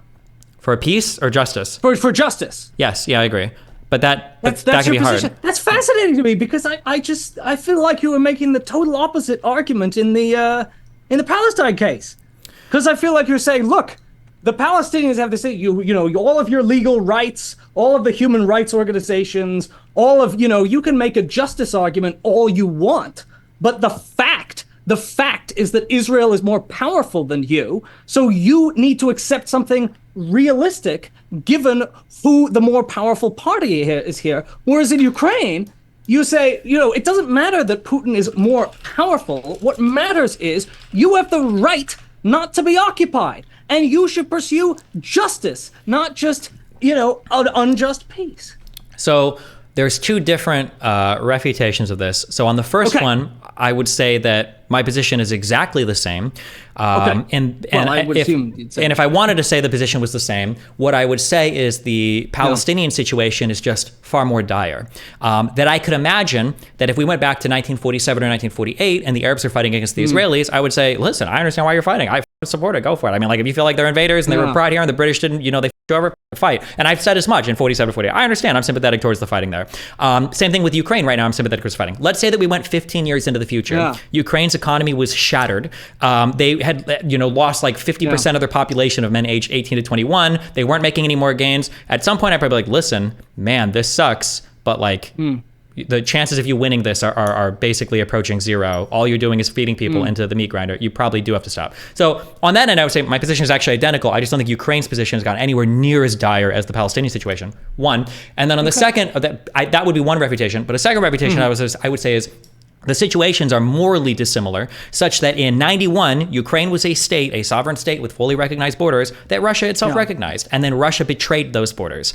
The history in Israel-Palestine has always been far more ambiguous, and it hurts the Palestinian side of the argument when all of the Israeli expansion came after attempted mass wars to remove Israel from the continent and to fight a war that was it Abba Yaban, I think, that said that the Palestinians are always one generation behind on peace. I think that basically once they lose in 48, they want to go back to 47. Once they lose in 67, they want to go back to 48. Once they lose in, after the first and second intifada, after the Area C expansions, they want to go back to the beginning of the Oslo Accords. Like, it can't just be this, you fight and you try to gain everything, and then when you lose, you want to go back to the prior thing. It changes the way that I view these two situations morally. Well, I think the Palestinian narrative would be, yes, we, at every stage, we resist our dispossession. and then we get dispossessed, and then we continue to resist, and we preserve our rights. We still believe in justice. Yeah, right? but the problem with that argument is that if still you're want our sovereignty. Yes, the problem though, when you say you resist your dispossession and you try really hard to fight against what you think is unfair, that argument doesn't work to take you back to the 48 borders. That argument takes you back to before Israel existed as a state. And that's the issue that a lot of Israelis feel Palestinians want, and a lot of Palestinians probably want, is to just have their own one state. I think that, I mean, I agree that in theory, the position is that Zionism was never a legitimate enterprise. But I think in practice, a lot of Palestinians have come a lot closer to this. As you say, the situation is very dire. Wait, why is Zionism never a legitimate enterprise? I'm curious. If there's like 50, 60, whatever Muslim states, why can't there be one Jewish one? Well, I think because the argument is because it would have violated the rights of self-determination of the people who were in the land when the project began. But the people in the land when the project began sold that land to Jews. Like, did they not have a right to sell the land? No, the people, no, the Arabs who were in Palestine at the time that the Israeli state was established, right? The idea is that they don't want a state for one people in a land with two. Why do they have more of a right to be exclusionary to anybody else than anybody else in that region? I think the argument is that self-determination means something like majority rule. I guess the issue is that it was the Ottoman Empire. That country collapsed. Yeah. Britain and France, Sykes-Picot and all that, divvied up into these mandates, and then people moved into the territory because the Brits also made a promise to the Jews, the Balfour Declaration, right. All that. So what right do the Arabs have to say to the Jews, whom they willingly sold land to, actually, you guys, you all need to leave, or you can't have a state here? I just don't understand where that you can't have a state here because we are the majority. It would be the argument. So you... Well, I'm just curious. Do we really believe that argument? Like, let's say, for instance, there were so many more Jews that ended up moving that they were the majority. Does that change now? Yeah, I mean, I think it changes the argument, doesn't it? Do you think that if there was a majority Jews... was made, okay. Well, one of the arguments that was made was that the immigration itself was imposed without any consent, right? Well, I mean, it depends on what you mean. If the immigration had been consensual and produced a Jewish majority, then that would, then you'd have an argument. But the immigration wasn't consensual, so... Yeah, but it's not consensual from who? Like, the Palestinians didn't have a government there to even regulate stuff like that. Right. But I think they would say that it's not their fault that they were governed. Yeah, but then what right do they have to tell anybody else who they can or cannot have in that area? Like, I just think the argument, I don't think it's quite as clear-cut as saying that it's like an unethical thing. They would claim the right that we claim over our border to decide who comes in and who doesn't. Well, but that's different because we have a nation, right? We have a government. We've got an administrator. We can decide who comes in and goes. I think the argument would be that they ought to have had a nation.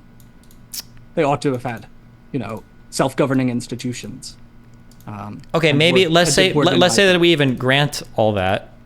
What fault is that of the Jewish people that went there? Wouldn't all of the fault just be that on the British government? Fault? I mean, obviously I don't. Yeah, well, I obviously wouldn't blame the Jewish people for going to Palestine. Although I do think the idea of building a Jewish state, I think nationalism generally is not I kind of reject the idea of a nation state that's just for one people. I mean, especially if you've got a large minority population or... I mean, the Jews kind of agreed with you until worldwide pogroms, until the Russian Empire, until the Holocaust.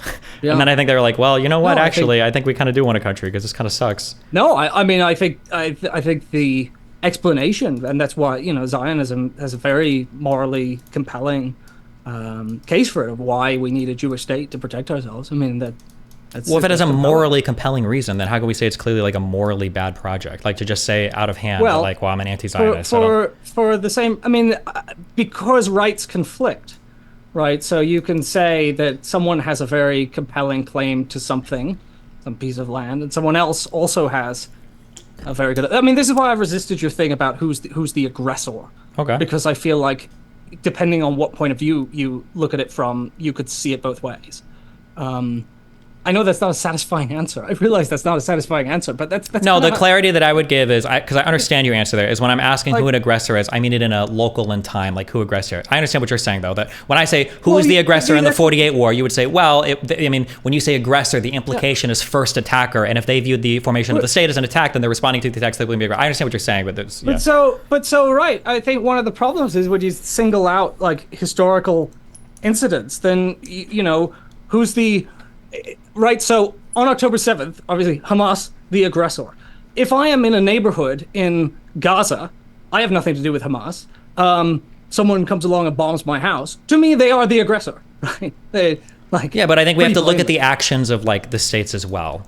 And if I live in a territory and I'm supporting a government, or if there is a government and that government is just like regularly lobbing rockets into my neighbor, I'm probably gonna get f***ed up as a result of that. Like, but then, but I mean, I agree with you. But then what we do, right, is go, okay. I feel like you get into this thing where you go, well, Israel bombs Gaza because Gaza lobs rockets, but Gaza lobs rockets because Gaza's under siege, but Gaza's under siege because it lobs rockets, but and you take infinite regress until you get back to the birth of Zionism, right? You do that every time. Yeah, which is a problem. I agree. Yes, but I think that which is why aggressor is like. Sure, I understand what you're saying. I think that my macro issue with the problem is that it feels like Jews can be brought to the table to negotiate if there is a political reality that forces them to do so. And I don't feel like that same reality exists for Palestinians because they have so much international support and never seem to have to suffer a real loss in response to aggression. So, for instance, well, they don't believe they should have to suffer a real loss in response. That's fine, but every country really does. This is one of the reasons why countries feel like they have to be careful with how they conduct themselves. Because if you do a crazy thing and people don't support you, you're like, oh, shit. I would quote destiny to you, right? See, we need to have a little more pursuit of justice and a little less pursuit of an unjust peace. Sure, but that was true. I thought that really, but a lot of people really feel that way, right? I agree. Yeah, but the justice question is incredibly hazy in the Palestinian territories. To the death. Well, I don't think certain aspects of the justice question are not hazy, right? Well, the question, for instance, of Palestinian refugees is a very weird, the unique treatment that they have compared to anybody else. There is no apartheid. There is no apartheid. Well, hang on. I've seen you say conflicting things on this because I've seen you say, okay.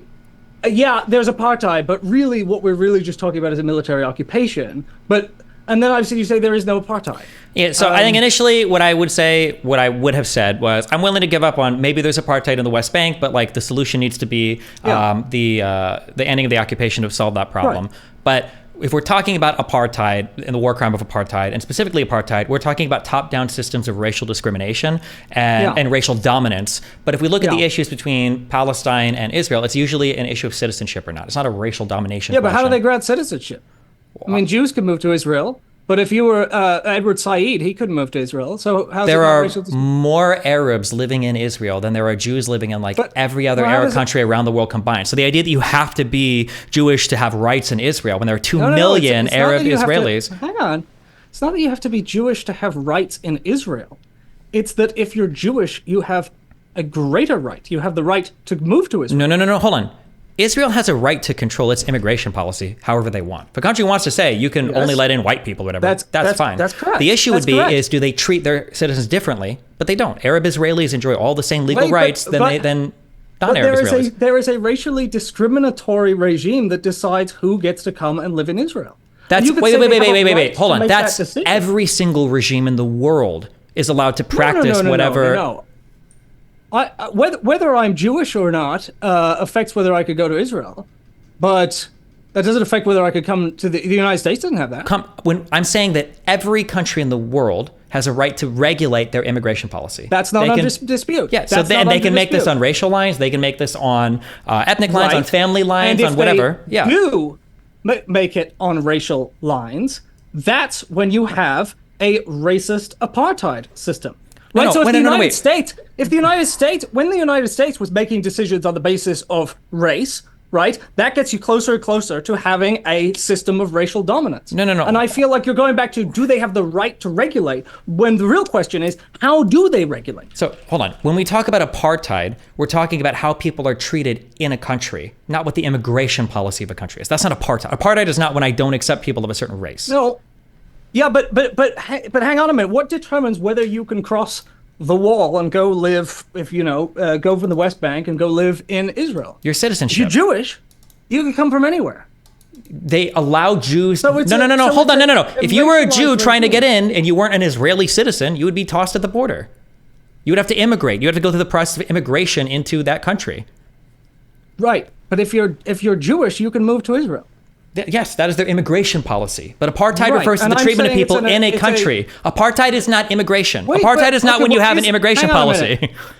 Well, hang on a minute. Hang on a minute, though. I mean, is the West Bank part of Israel? That's I can't give you a Because simple if it is answer part to of that. Israel, right? If it is part of Israel, then it's an apartheid policy disguised as an immigration policy. Even if it was part of Israel, and even Yeah. if it was a discriminatory thing, it's done along citizenship lines, not on lines But of how racial dominance. citizenship- But Because that's there are that's- two. that's How like- do you contest with 2 million Arab Israelis that have the same rights as the people that live in Israel? No, but in No, wait. so- How do you contend with that? If it you was an want an answer? apartheid state, yeah. How do you have Arabs who are in the government, in the Knesset? How do you have Arab parties that are part of the Israeli parliament? How do you have that in an apartheid Very state? Easily. Well, the situation is that there is an apartheid in the West Bank, right? In Israel, the situation is not. In Israel proper, between as Arab Israelis and Jews, the situation is not correctly described as apartheid. Now, the apartheid framework doesn't fit Israel exactly, but the voluminous reports from B'Tselem and Human Rights Watch explain why they think the term should be applied to the situation That's in fine, the West. and I've read a lot of Right? them. But the problem is when they talk about discrimination between one side and the other, they mistake race for citizenship. There's all these pictures on the Amnesty International Well- website that shows, well, these are what Jews get and these are what Palestinians get in the West Yeah. Bank. But what they ignore is an Arab Israeli person can go and move into But- Area C, and guess what? They would have all Yeah. the same rights and everything as a white, Jewish, But- Ashkenazi, Sephardic, whatever other Jew. So it's not a system of racial discrimination or racial it is a domination. system, but It's a if you system, it's an decide- occupation-related issue. If you decide who gets to leave the, on the basis, or you decide who gets to come in on the basis of race, then it is a racialized system. It's your Right. your immigration policy I mean- is separate from how you run inside your country.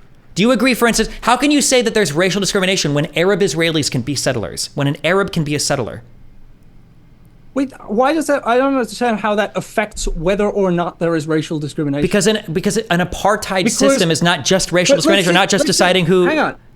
Yeah. Let's have a hypothetical here of a world in which a country is trying to maintain a quote demographic majority of a particular race, Which is And every they're single willing country, to by the way. allow- But go ahead. They're willing to allow a minority up to a certain level, but after that, they want to make absolutely sure they don't get too many of them coming in. Now, that's a system of even if you let a few in, right? And you can say, well, look, the few in, we treat fine. But if you're trying to make sure, and obviously we know that the reason Israel doesn't want to fully incorporate the West Bank into Israel is because of the thing that has been discussed for the entirety of Israeli history, which is the demographic problem of what happens if you give all these people full citizenship rights and the Arabs are the majority. They think constantly in racial terms about this. You know this. This is not. I understand what you're saying. Apartheid this refers is not to news. how you treat your citizens. You are talking about immigration policy that refers but- to non-citizens. And you're saying This that is- because they have an immigration policy that might favor one race or one religion or one ethnicity or another, therefore apartheid, when apartheid has to exist within your citizenry. I do agree Right, that there's wait a second, uneven what- treatment of non-citizens and citizens in the West Bank. That I agree with that. I That's just not find- apartheid. It's an Yeah, occupation. but I find what's strange to me about the argument that you make here is that essentially it gives a loophole to anyone who wants to impose an apartheid regime. Because what they say is, look, we don't have a racial regime. We have a citizenship regime. Now, if we grant priority for citizenship to members of a particular racial group, that still doesn't prove. And if we have a huge number of people who happen to be of one racial group in a confined zone where we don't give them citizenship, and the reason that we don't give them citizenship is because we don't want them to have a demographic majority, it's a loophole, But does it describe a different situation? I don't think it really does. But it super does. And even like morally and ethically and philosophically, it does. The idea that a state is trying to do a top-down, racially dominating system that maintains the superiority of one race over another, that's a really bad thing. I think it's worth it to call that out, and I think it's a horrible thing. But when we look at what's happening in Israel, and we say, well, apartheid doesn't exist in the Israel country, but in an occupied territory it does, like, okay, well, what's really the biggest factor at play here? It's probably the occupation. It's not really, because what you're saying, because you're saying that this is a strange loophole. It's not like any other country has occupied another country and immediately granted all of those citizens full voting rights. Like, was Germany an apartheid state in every single country they rolled over, and they didn't grant full voting rights to all of those people? Why would Israel never grant full citizenship rights to everyone in the West Bank? I mean, there's going to be a variety of reasons. It's because they're Arabs. That's why. Come on. Wait, don't play dumb. Wait. Hold on, no. You Stop. know why this is betrayed by the fact. This is betrayed historically by the fact that in Israel, hold on. No. Because it's about maintaining a Jewish majority. In 47, Israel accepted 400,000 Arabs and 500,000 Jews, along with about 80,000 Bedouin in one partition. So Israel was already willing to do that. Two, Israel today. Israel. What did they need to maintain? Their Jewish character. Yes. Majority. Yep. Their Jewish character. And two is Israel has currently like 2 million Arab Israeli citizens that live within their borders. Okay.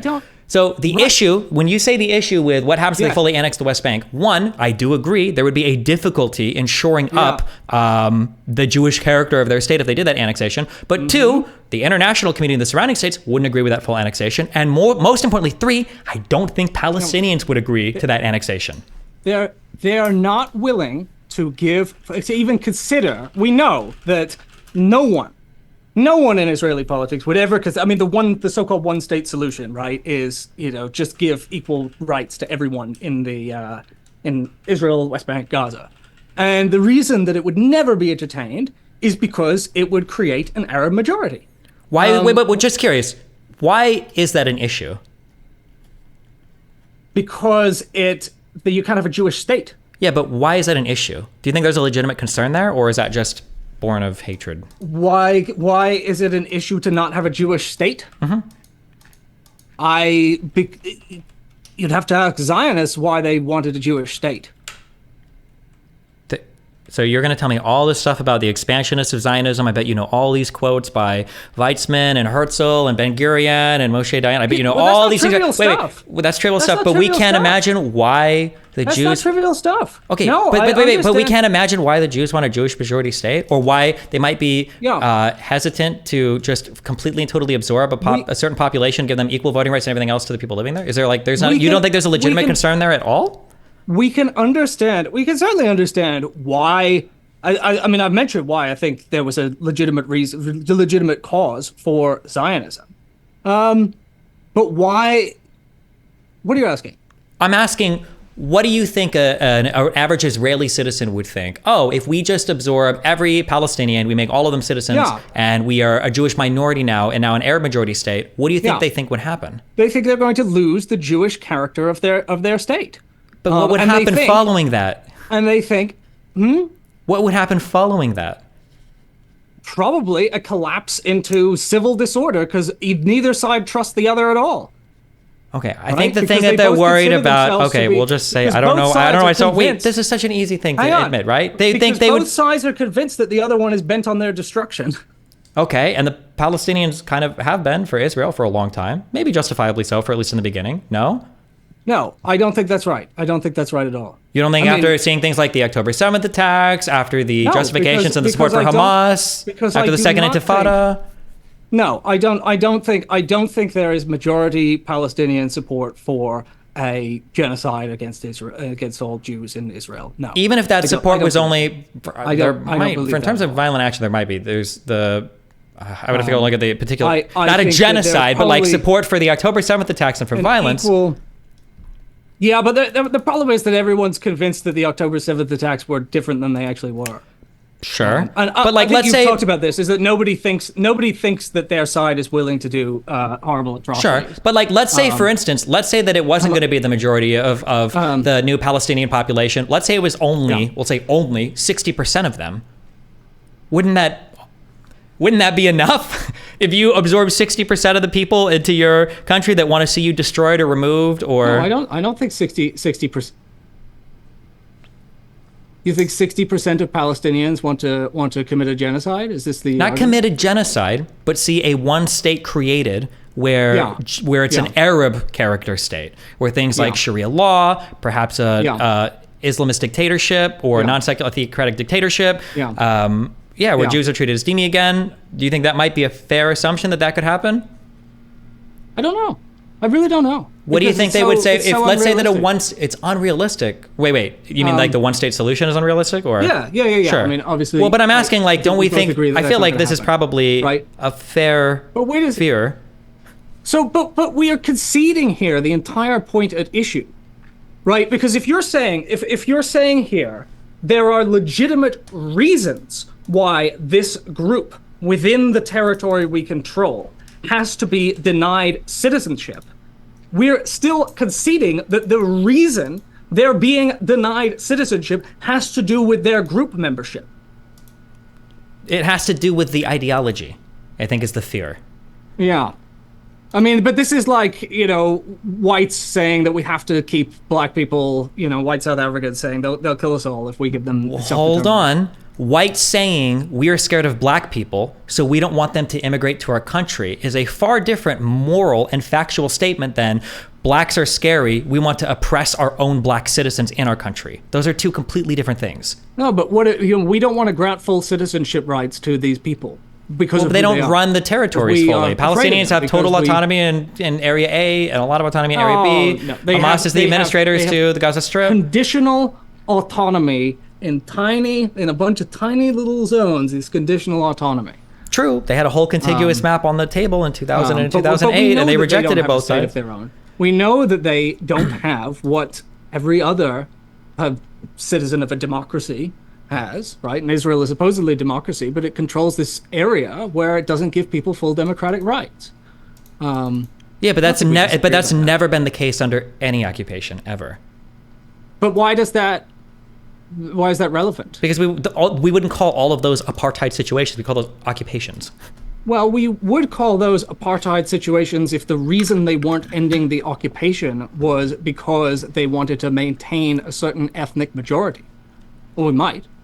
I mean, I don't think it's necessarily an ethnic majority. I think it's an ideological component. Like anybody can convert to Judaism and immigrate to. Well, maybe that's Israel. the solution for the Palestinians. Well, but except if you can't do that conversion because if you're a Jew in Area A, they'll kill you. We should all convert and immigrate. I don't think they want to die. Yeah,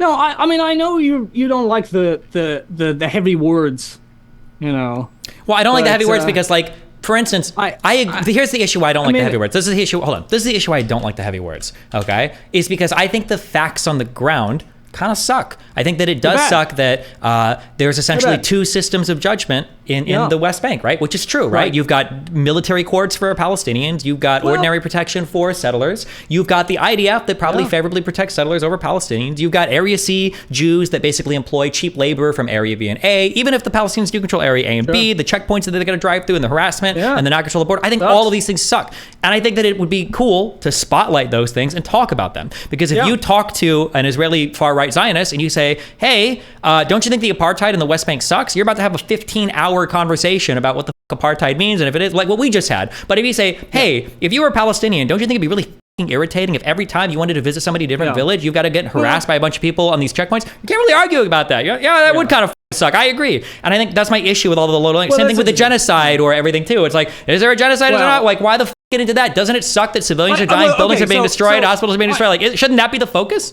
I had on my notes for this conversation, try not to debate the meaning of words for a very long time. Because, but it's important. Precisely because although I do think that you have should we say an uncommonly high threshold for some of these words. Like, hold on. When you say uncommonly high threshold, just to be clear, nobody's even been convicted of the crime of apartheid, even including South Africa. So I'm just saying the legal definition for these words is actually quite high. But go ahead. Well, I know, but I mean, I heard you say on your debate, like Israel could drop a nuclear bomb and kill 2 million Gazans, and it might not be legally genocide. Because I mean, because the parts of genocide are the act, which nuking the Gaza Strip is certainly qualified for, the nuclear but the bomb other part would be the bombers. intent to eliminate a group of people, right? Well, I mean, I think that there have been enough statements by high Israeli officials about their desire to flatten Gaza that if they had flattened Gaza, we could pretty well assume they intended to flatten Gaza. True, that is true. But if we're trying to tease out the difference, but what then is the difference between genocide and war? Well, the difference would be that if I want to flatten a city, that's, and all the people in it. I mean, like, try there and, were we dropped destroy 2 them. atomic bombs on Japan. There was the firebombing of Tokyo. I think You we are razed about not gonna have 26 me- different cities to the ground. There was the bombing in Wait a Dresden. second, am I going to be the one who did? Hang on a minute. Sure. You're talking to a leftist. I find the atomic bombs just one of the most hideous genocidal crimes in history. Sure, I think and that's fine if you. States- Well, wait.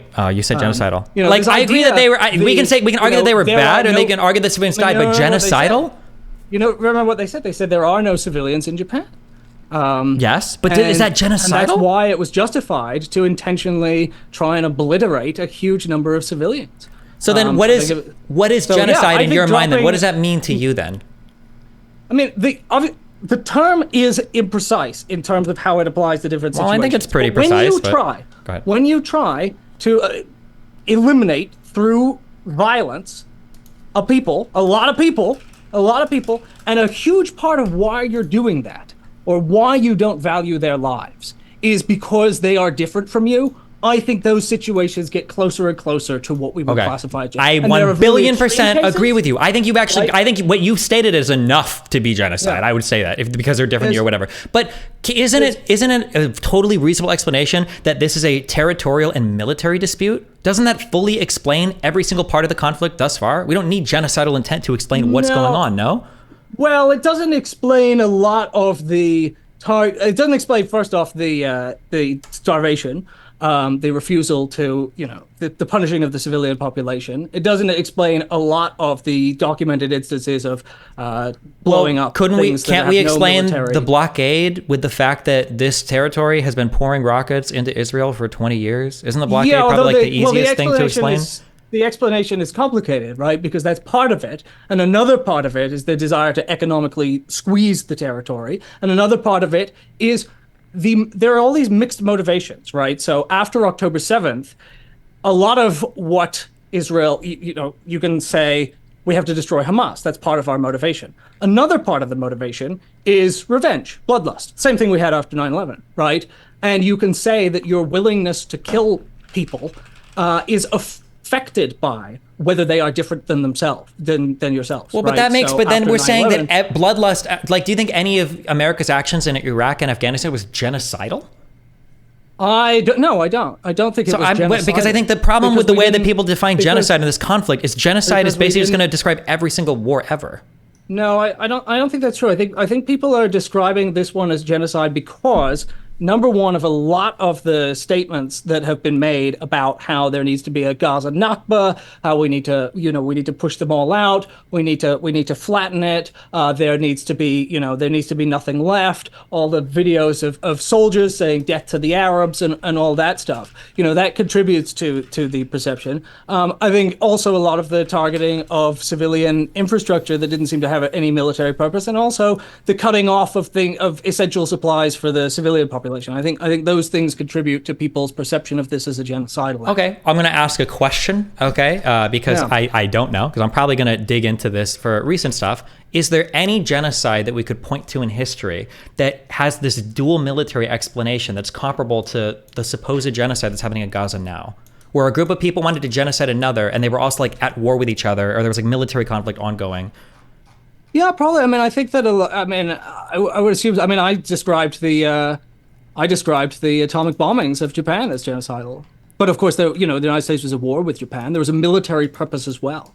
But then I just don't understand, because then it feels like basically every sufficiently violent military conflict, like in World War II, would you say that the Germans and the Soviets, when they fought each other, were they both genocidal when they're fighting? Because those battles had tons of deaths. This gets an important reason why the term genocidal has not that much value because it creates this situation where you feel like the need to try and prove that some act of mass murder, like here's an act of, it's like hate crimes, right? Where it's like, this crime, it was the same horrible crime. It produced the same terrible, unjustifiable result. But, what was in your heart affects whether it gets this label of extra severity. So because but don't you think it's worth it to be able to talk about that? Like, for instance, I would say that Germans and Soviets Nazis and Soviets fucking hated each other in World War II. Yeah. I'm pretty sure in Leningrad and Stalingrad, I think in each of those cities, it was like 5 million people each that were like casualties. Like over a million deaths each in these battles, right? Yeah. But I think it says something special and it says something different that when it came to the liquidation of the Jewish people and concentration death camps, Hitler was literally willing to divert resources from the war effort to mass kill these people. It was different than a military thing. Do you think there's any value in being able to differentiate between like a war we want to destroy people?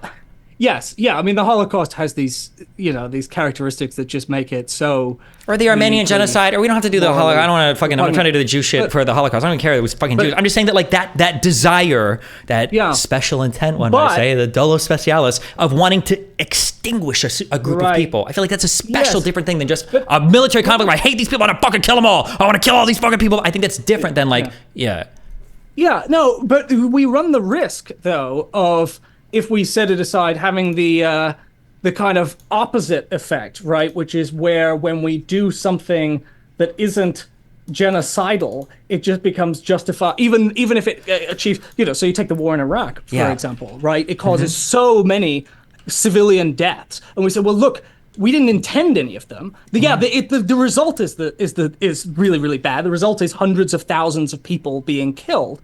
But our hearts are pure. Therefore, this thing is moderated in our minds. So there's the opposite problem too, which is when you. So I agree. The cases of genocide is a really bad. I agree with what you're saying, but I think that's because of how you guys use the words. Because here's what I would say. I would say that incidental loss of civilian life sucks. It's bad. It sucks when people get bombed, even if there was a legally justifiable reason for it. I would say that targeting of civilians, like explicitly to kill somebody, that's really bad. Destroying civilian infrastructure, like targeting with no military objective, these are really bad things. War crimes of killing civilians, these are really bad things. But the issue that's become is this emotive position of genocide is when people are killed and that's bad. And that's just what it means. When you say genocide, you're saying like civilian murder, boo. That's what you're saying.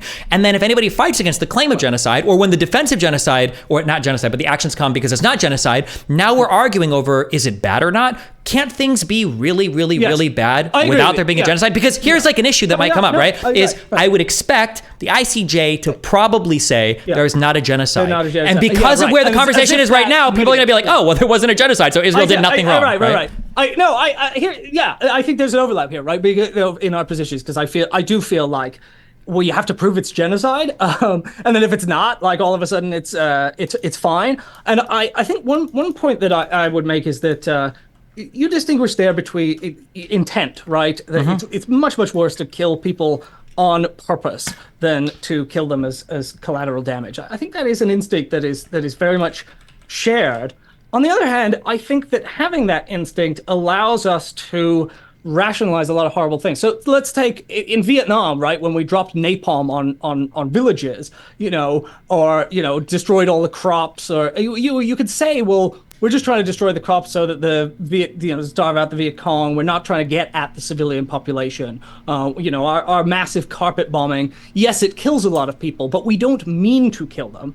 And if you hang so much on your intent, you can find, and I actually think this explains a lot of what Israel did. I actually think I wouldn't make the argument I don't make the argument that intentionally targeting civilians is the main goal of Israeli bombing campaigns. I think that, as in the case of a lot of what the United States does, the civilians are sort of treated like ants, like their lives, like if they die, they die. If they don't die, they don't die. We just obliterate a thing, and if 4 people die, that's fine. If 50 people die, that's also fine, because their lives don't really enter into the moral calculus, which is, I think, what happened in Vietnam. Do you think, should there be a difference between like first degree murder and manslaughter? Like I plan to go and kill a person versus I'm drunk driving, or I recklessly drive, or I'm not paying attention. I hit somebody and I kill somebody in a crosswalk. Should these be treated differently? Yeah, I mean, I think I'm not saying that there are no reasons that we draw these distinctions. I'm saying that if you put too much weight on intention so that you really didn't see manslaughter as very bad, because you're like, well, you were doing things that you should have known would, like, okay, let's give the example of I fire a gun into a classroom, right? And you say, well, were you intending to shoot children, or were you just intending to fire a gun into a classroom? If we put too much on like whether you were trying to take lives, we end up with a kind of absurd situation in which the very same action causing the very same result with the very same insane, the insane action that precipitates it is considered very different morally. But it is, right? Wouldn't you say that if doesn't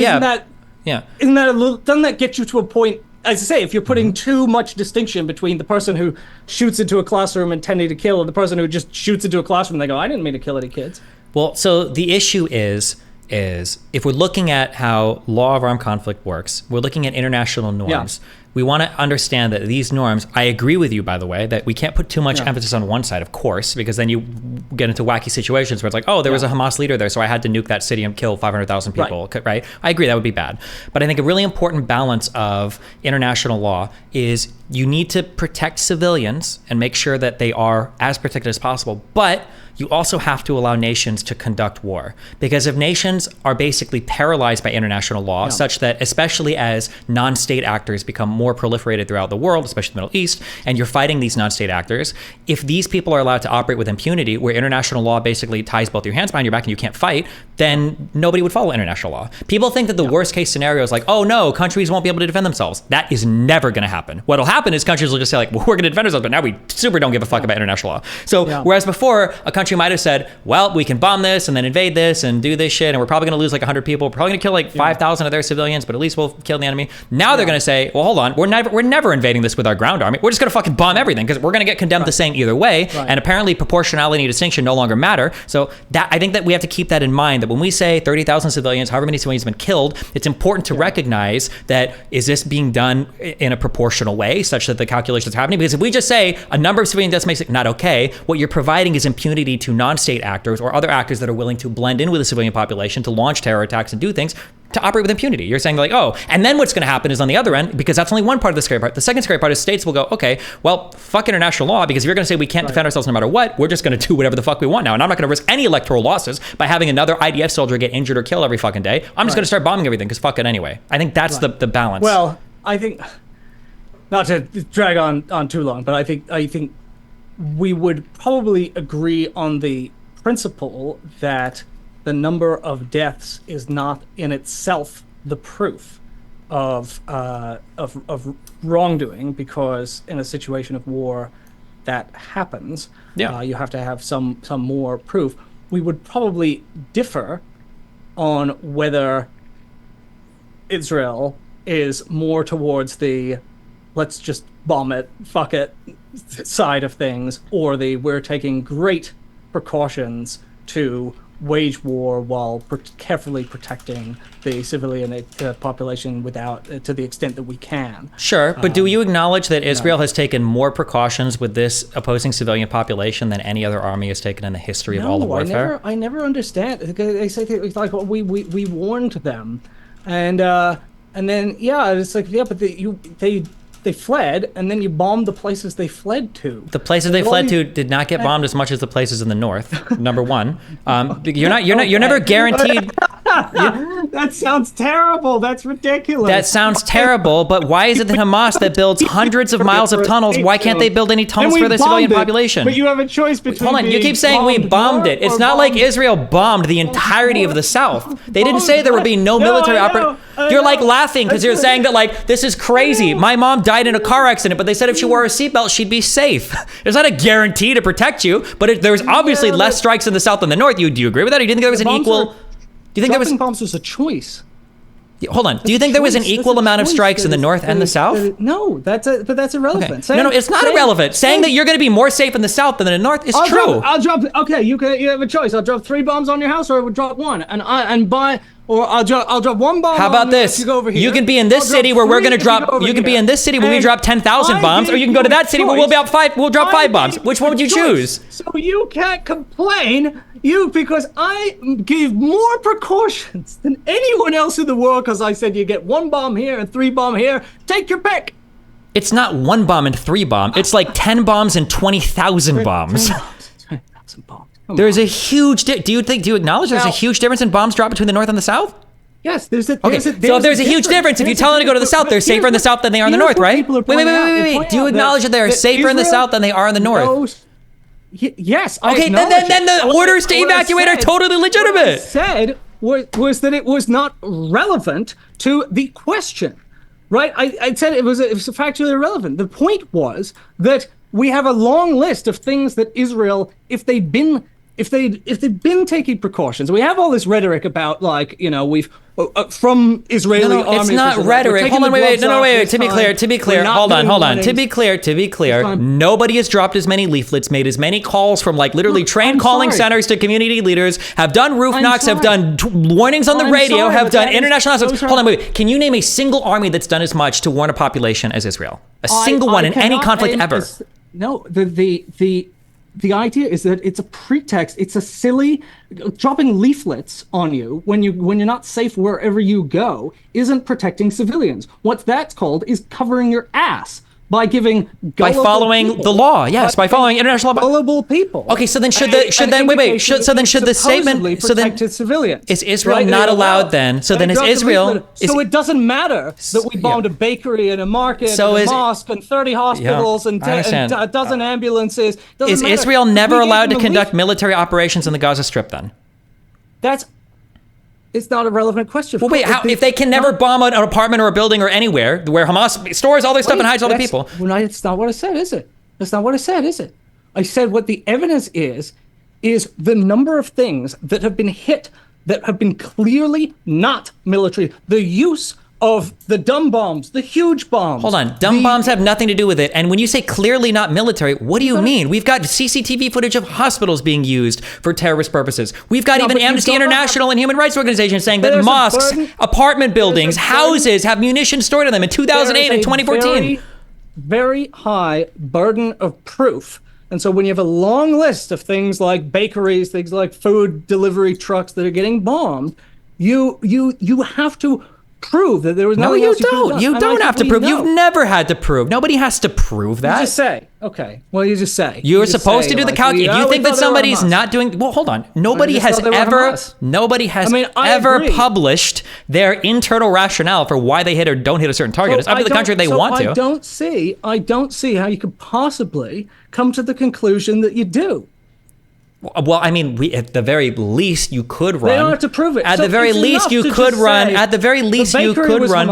At the very least, you could run a numbers game and see, like, okay, well, what does it look like if we just take a broad top-down view, right? If there have been some, I think Hamas admitted 7,000 fighters killed. Yeah. Of the 25,000 deaths at the time, I think they had said, right? If that's to be the case. What are the numbers there then? Almost 2.5 to 1? One Hamas militant killed for every 2.5 civilians?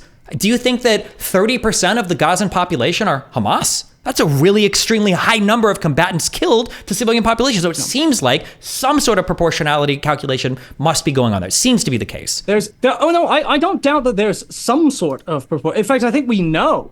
Because there's this thing in 972 about how they do the calculus, and they have this kind of like likelihood of killing a kid, but they're leaning much more than in previous conflicts towards and I think that is explained by because I think you have tons and tons of statements from Israeli officials where they're like, look, we care a lot less this time about the fucking civilians because we're angry. And you can almost on October 7th to October 10th. Yes, I saw those statements, but the question is it playing out? Is it playing out? It doesn't seem to be. Like so for example, after 9/11, there were a lot of people who were just like every Muslim is a Bin Ladenist.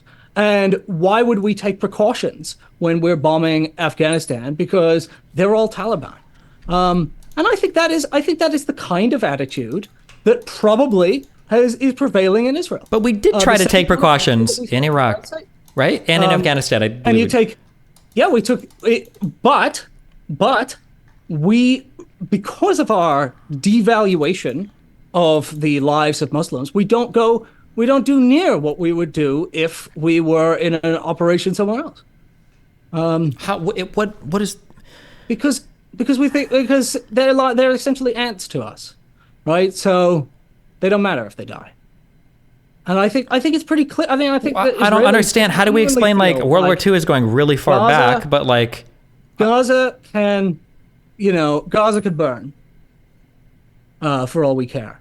I think that's probably the prevailing mentality. So it would be very wait. So you think that the feelings about the Gaza Strip are largely back to like racial feelings? Not, I mean, partly racial, right? But partly just anger. These people killed our people. These people need to be taught a lesson. I think that is very common attitude in Israel. Yeah, we can say that's a common attitude, but then we have to look at like the reality of how the situation is playing out. So like, and the numbers just don't bear this idea that there's this huge like. Well, it depends. I think everything sort of depends on what you think of those numbers. You can either take a historical analysis and compare it to prior conflicts, or you can take the Twitter thing and say like, 20,000 civilians died, so therefore it must be a genocide. I mean, like one of these like comports with international law of our conflict. Let you hang yourself on your own rope here. Okay, well, when I would do this analysis, I would probably try to adhere to. 30,000 is not many people. I didn't say why 30,000 is not many people. The question is whether or not it comports with how international law expects you to adhere or expects you to conduct war. Yeah. And international law does not say that if any civilians die, you can't conduct war. That's why I asked you earlier, is there any way that Israel could conduct war in the Gaza Strip that would be acceptable? Yeah. No, and I said that there was, and that the reasons that I think it's excessive are, first off, the blocking of aid, which is well documented. And I think there's no way whether it's documented or not, I mean, is contentious at best. You also see aid trucks being attacked by Palestinians. You see aid that's been hijacked by Hamas. That Israel's unwillingness to let sufficient quantities of food is causing. I disagree. Right. Israel is. I'm pretty sure the aid. Pretty sure one of these corporations or one of these companies, literally not companies. One of these orgs literally came out and said like 98.7% of all the requests for aid trucks to go into the country have been approved. The idea that the UN or anybody is saying that like these trucks are being denied or Israel's not letting them in is just not true. No, what they do is they slow it. They delay. They investigate. Wait. Do you think it's fair for them to investigate what's going in, considering that Hamas has a record of hijacking humanitarian supply and aid for their own purposes? But you have an urgent situation where people have to be fed. You also have a war going on where your enemy is hijacking some of the aid and they're trying to fight you with it. Number one priority. And whether or not food trucks are hijacked, you have to do everything you possibly can to feed people who can't eat. Sure, I agree. Within what you can do while Israel has had to be pressured by the United States at every turn to let just a bit more food, because the prevailing attitude is fuck those people. I understand, but if your narrative was true, people have been telling us that the Palestinians are starving to death for decades. People have been telling us since October 7th that no aid is going into the country, that has been kept on a caloric deficit, and now here we are months and months and months in. Where are all the people dying for starvation? Something is not adding up here. The math doesn't work. Something is not right about the story that's being told. Where are all of these aid deliverers complaining that Israel are blocking our aid trucks going into the country? These stories aren't out there. They don't exist like this. Okay. The deaths by I mean, they've tracked like the increasing, the reduction in people's food intake, the percentage of people who are getting closer and closer to, one meal a day, one bag of rice a day, one can of pet food, and then the deaths by starvation have now begun. Right, we can expect to see them get worse. Still not sure if they have been. Why don't we? I know there's a lot of pictures of cerebral palsy kids getting posted on Twitter claiming that their children dying of starvation. We can let the facts decide this one, because we'll see what happens, right? We're going to see, right, how the famine unfolds. Okay, we can. But I mean, like, we've also seen the facts of people saying that this region will become unlivable for 20 years. That hasn't happened. The population has exploded. The Human Development Index is about on par with like every other country in the region. Like, so all of the claims so far have been completely false, which again, and I've said this, by the way, that it is possible that we are approaching a famine. I literally, this is the opening of my stream, was that we are approaching a famine status for people in Gaza. But guess what? Yeah. That word doesn't mean anything anymore because people have said that Gaza's been in famine and starvation mode for decades. Well, Gaza hasn't been in famine. I mean, I think what is said is that Gaza is, they said that they don't starve them. They keep them just above that so that they don't starve to death, was the argument that I always hear people make, is that Israel literally counts the calories to make sure Gaza doesn't starve to death. So they give them the appropriate amount of calories? What are we talking about? To not die. So their daily food needs are met. Or what does starvation mean? Okay. To you? Okay. Yeah, well, all right. If I give you a bag of dog food every day, I could go, well, it needs being met. I don't know what complaint you have. If the claim is that people in Gaza are starving, and then it's like, well, they're not starving, they're being kept not starving, then it's like, okay, well, if they're not starving, then they're fed. I don't understand. What is there? They were starving. What? I mean, I claimed that they weren't being starved to death before October 7th. I claimed that the blockade made sure that they could have just enough to not starve and no more. So you think they're on like a huge caloric deficit? They're like at 1,300 calories a day, 1,400 calories a day, 1,500 calories a day? Yeah, I think there's been a lot of documentation of it. I mean, I know you saying this. I can't find it. I asked Finkelstein for it. He didn't have any of it. I saw Coleman Hughes, I think, asked Finkelstein for it, and he just quoted 3 people saying it's a concentration camp. When you try to look at like the actual stats or data for like where is all this horrendous stuff, there is like widespread, like there is issues relating to say like malnutrition and stuff for sure, but it's about on par with the region. Like the idea that it's like super hungry or kept super calorically deficient compared to any other country, developing country in the region, just doesn't seem to be the case. I can't find any data. I mean, if it's out there, I just haven't found it. Okay, well.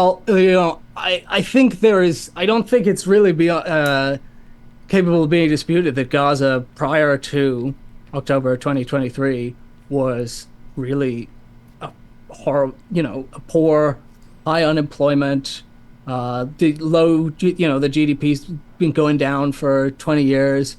That is true. All of this sucks. But like, what do you think is a really huge reason for that? I'm curious. We can say Israel, and there's also a second party. Right? Right, the Egyptian dictatorship. What about the Hamas that is the administrator to the region that misappropriates all of the aid and just uses it to build on their war machine? Isn't that a problem? No, I mean, I'm no apologist for Hamas. I'm a very, very strong opponent of Hamas. I'm just curious, and this doesn't make giving them a state. This doesn't make giving them a state right or wrong. But like, let's say that Gaza's made an independent state. Do we think that Hamas would take care of the state better than the activities? Oh no, I don't think Hamas are a good governance of Gaza at all. Okay, so why is none of the responsibility ever levied on Hamas for not administrating? There is responsibility. Hamas has responsibility. I don't think anybody. I've never heard anybody say that before. Okay, well, there you are. Sure. It feels internationally like every single talking point is just that Israel is starving the people or Israel's keeping all this stuff out. What about Hamas making all? How are their leaders, 100 millionaires, billionaires, like living luxurious lives? They've got very corrupt leaders, but it doesn't affect whether Israel should let food in. I agree, and my understanding is Israel essentially has been letting food in, and I haven't seen a ton of reports. All of the relief agencies disagree with you on that. So. Really? All I've ever seen is the same things I always see, which is warning, they might enter famine. Warning, they might enter famine. I feel like if it was the case that there were all these trucks being blocked by Israel, I feel like I would see like a billion stories screaming from the rooftops of this. But I'll do more digging on this out there. But have you opened the news? I see this every single day. Really? Wait, do you see Israel blocks aid every day? Or do you see human rights orgs warn that if enough humanitarian aid isn't delivered, this will happen? Or human rights orgs warn that they might be on the verge of famine? Okay. I haven't found... There are 2 components of one story, and they're all encouraging Israel to please allow more aid in. It's a story that's all over the place. Okay, I'll look more for it. I've seen the headlines and on Twitter and stuff, but I haven't seen read the actual articles. Okay, I'm just curious, and I don't ordinarily ever do this to somebody, but I'm curious. Can you point me towards an agency that I can look up that is saying that like right now Israel is blocking aid into the country?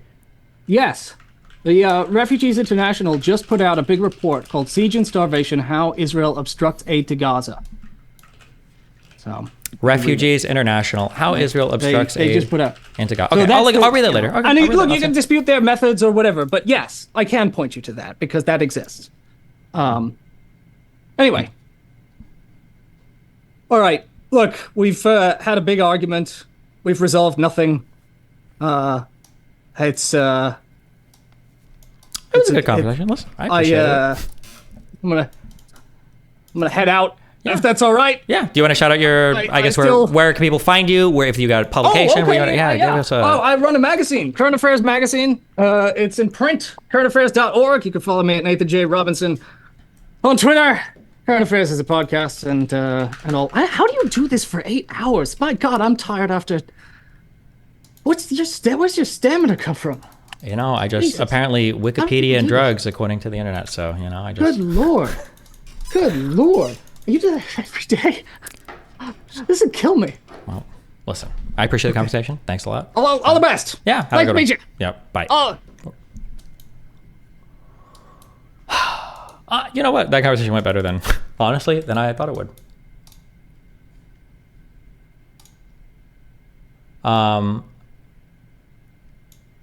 I don't understand how these I shouldn't say rando. It's not a rando. I don't understand these random conversations. I feel like go better than most of the professional ones that I have.